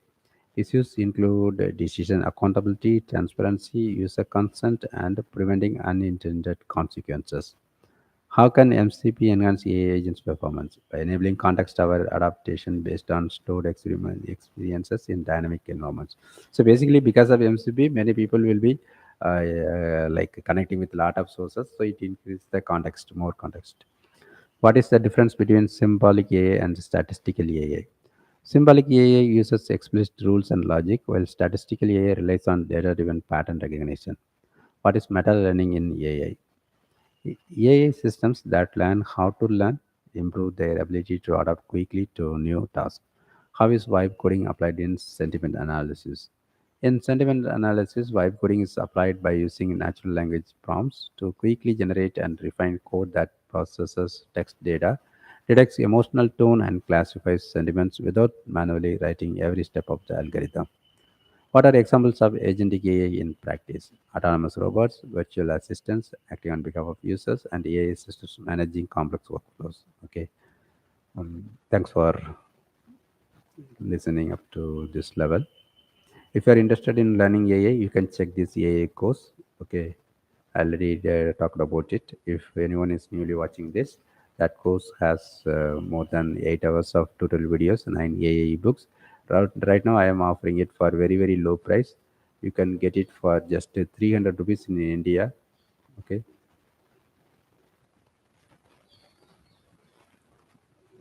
and $8 globally. Okay, here you can find the link in the banner also. If you click the ad banner, you will be taken to this page. Here you can make the purchase, but after making the payment you need to contact me to get the link. Okay, I provided my email ID and the WhatsApp number. Okay, and another thing, as I explained earlier, this GNA webinar I am conducting on uh, August 16th, Saturday. Okay, if you are interested, you can register. And this book, I started this live recently. Yesterday only I released this book. Okay, but as I said, it is a very very simple book. If you want to learn the details, my unlocking a that book will be more relevant, and that book is included within my A course, so you can buy that course because it's 300 rupees or $8 only, right? Straight away you can buy that. And if you want to earn money by referring these courses and that webinars, you can contact me. I'm offering 50% affiliate commission. It's a good way to earn money. And right now that AI education boom, we are witnessing that, right? I already released a book about that also. Suppose if you want to know about that, if whatever I'm telling is not understandable at this moment, you can like take your own time to read that things. And here I specified that here if you use the code affiliate, you can freely get it. Okay, just to come to rajamanikam.com, choose this book, and the address bar you can just add the affiliate, or just once after clicking that you can add that affiliate as a discount, 100% discount code, that one. Okay, you can use that. And if you are interested to use this opportunity, contact me. I'll be Previously I was spending a lot of time to talk with the affiliates, but a lot of people, by spending more time, I was. Okay, any other questions? So no questions, right? So here you can I explained that book. So it's a very very simple book. I just asked Perplexity to come up with this book. It created within few minutes. Okay, and then I modified some questions and added some things and made some corrections, and avoided some duplicates. But still some duplicates are there. Maybe I will check it, but not exact duplicates. Some additional details also there. So as of now, let it be there. Okay. Yeah, if there is any major issues means the while correcting them, that time I will be correcting those things also. Okay. Okay, so the intention of this purpose of this live is to introduce this book. As I said, it's a very simple book I created with for the purpose of giving it as a free through Kindle Unlimited. So I enrolled it into KDP Select. That means I cannot give it freely outside of that Amazon. So 3 days I can run. Totally 5 days I can run. I first as a first set I selected these 3 days, August um, 10, 11, 12. Okay. So I provided the link in the description of the video just to download the book. And the key thing is you have to use your respective thing. Like I already in the beginning of that in case of Amazon.com, it will be mostly useful in US. But if you want to get it from Amazon.in, if you are in India, you have to use the Amazon.in link.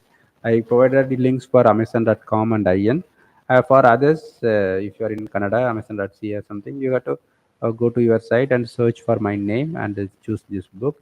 It will be free for 3 days. Okay, you can check that. And if you are some other country, and if you are able to use that, you'll find that link. And in that case, just specify your country and share that link in the comment section, so the people from your country can easily use that link. Okay, so just to specify your country, or even from that URL itself, they can understand. But anyway, just to specify the country, that kind of people will be able to add in the comment. Okay, or if you are blog having blog or social media, you can share it there also, so that they can make use of this opportunity. Okay, but other than that, I have a lot of books, especially that Dream Big book, and I spend a lot of time and energy for creating that Dream Big, Move Forward Inch by Inch. And that will be more suitable for giving as a gift also. Okay, in that paperback also there. That book, I will open that. This Dream Big, Move Forward Inch Bunch. It's like I feel it's a really useful one, and mostly everyone will be liking this book, and you can give it as a gift. Okay, so just to go through that details and read samples, and virtual voice-based audiobook is also there. Okay, so check it. Or if you want, in my blog, I am offering my own recording. I don't know whether that will be. I'm not good at narration, but anyway, if you still want to know about that book, you can come here. Like 4 hours of videos are there. You can check that. Okay. So videos in the sense audio, but with subtitles are there. So you can better watch through YouTube. This link. You can straight away go to that specific chapter by clicking these links. If anyone wants that, I will be sharing that link with that. But you can find it at the bottom of my blog, like listen to Dream Big book. Okay. Any other questions are there? No questions. Is there any person is there?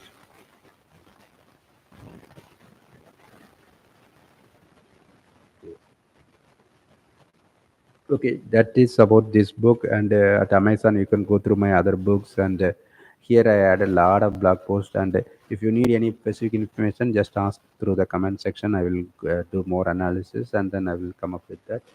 And if you want me to do any kind of one-on-one coaching, you can hire me based on hourly charges, affordable hourly charges only. And I have plans to start doing some kind of projects related to RAG. If you want me to implement RAG for your business, you can contact me. Okay. Okay. So any questions, just ping me through mail. We can discuss through further, maybe separate Google Meet or something. Okay. Okay. Thanks. Bye. Thanks for watching this video. Okay.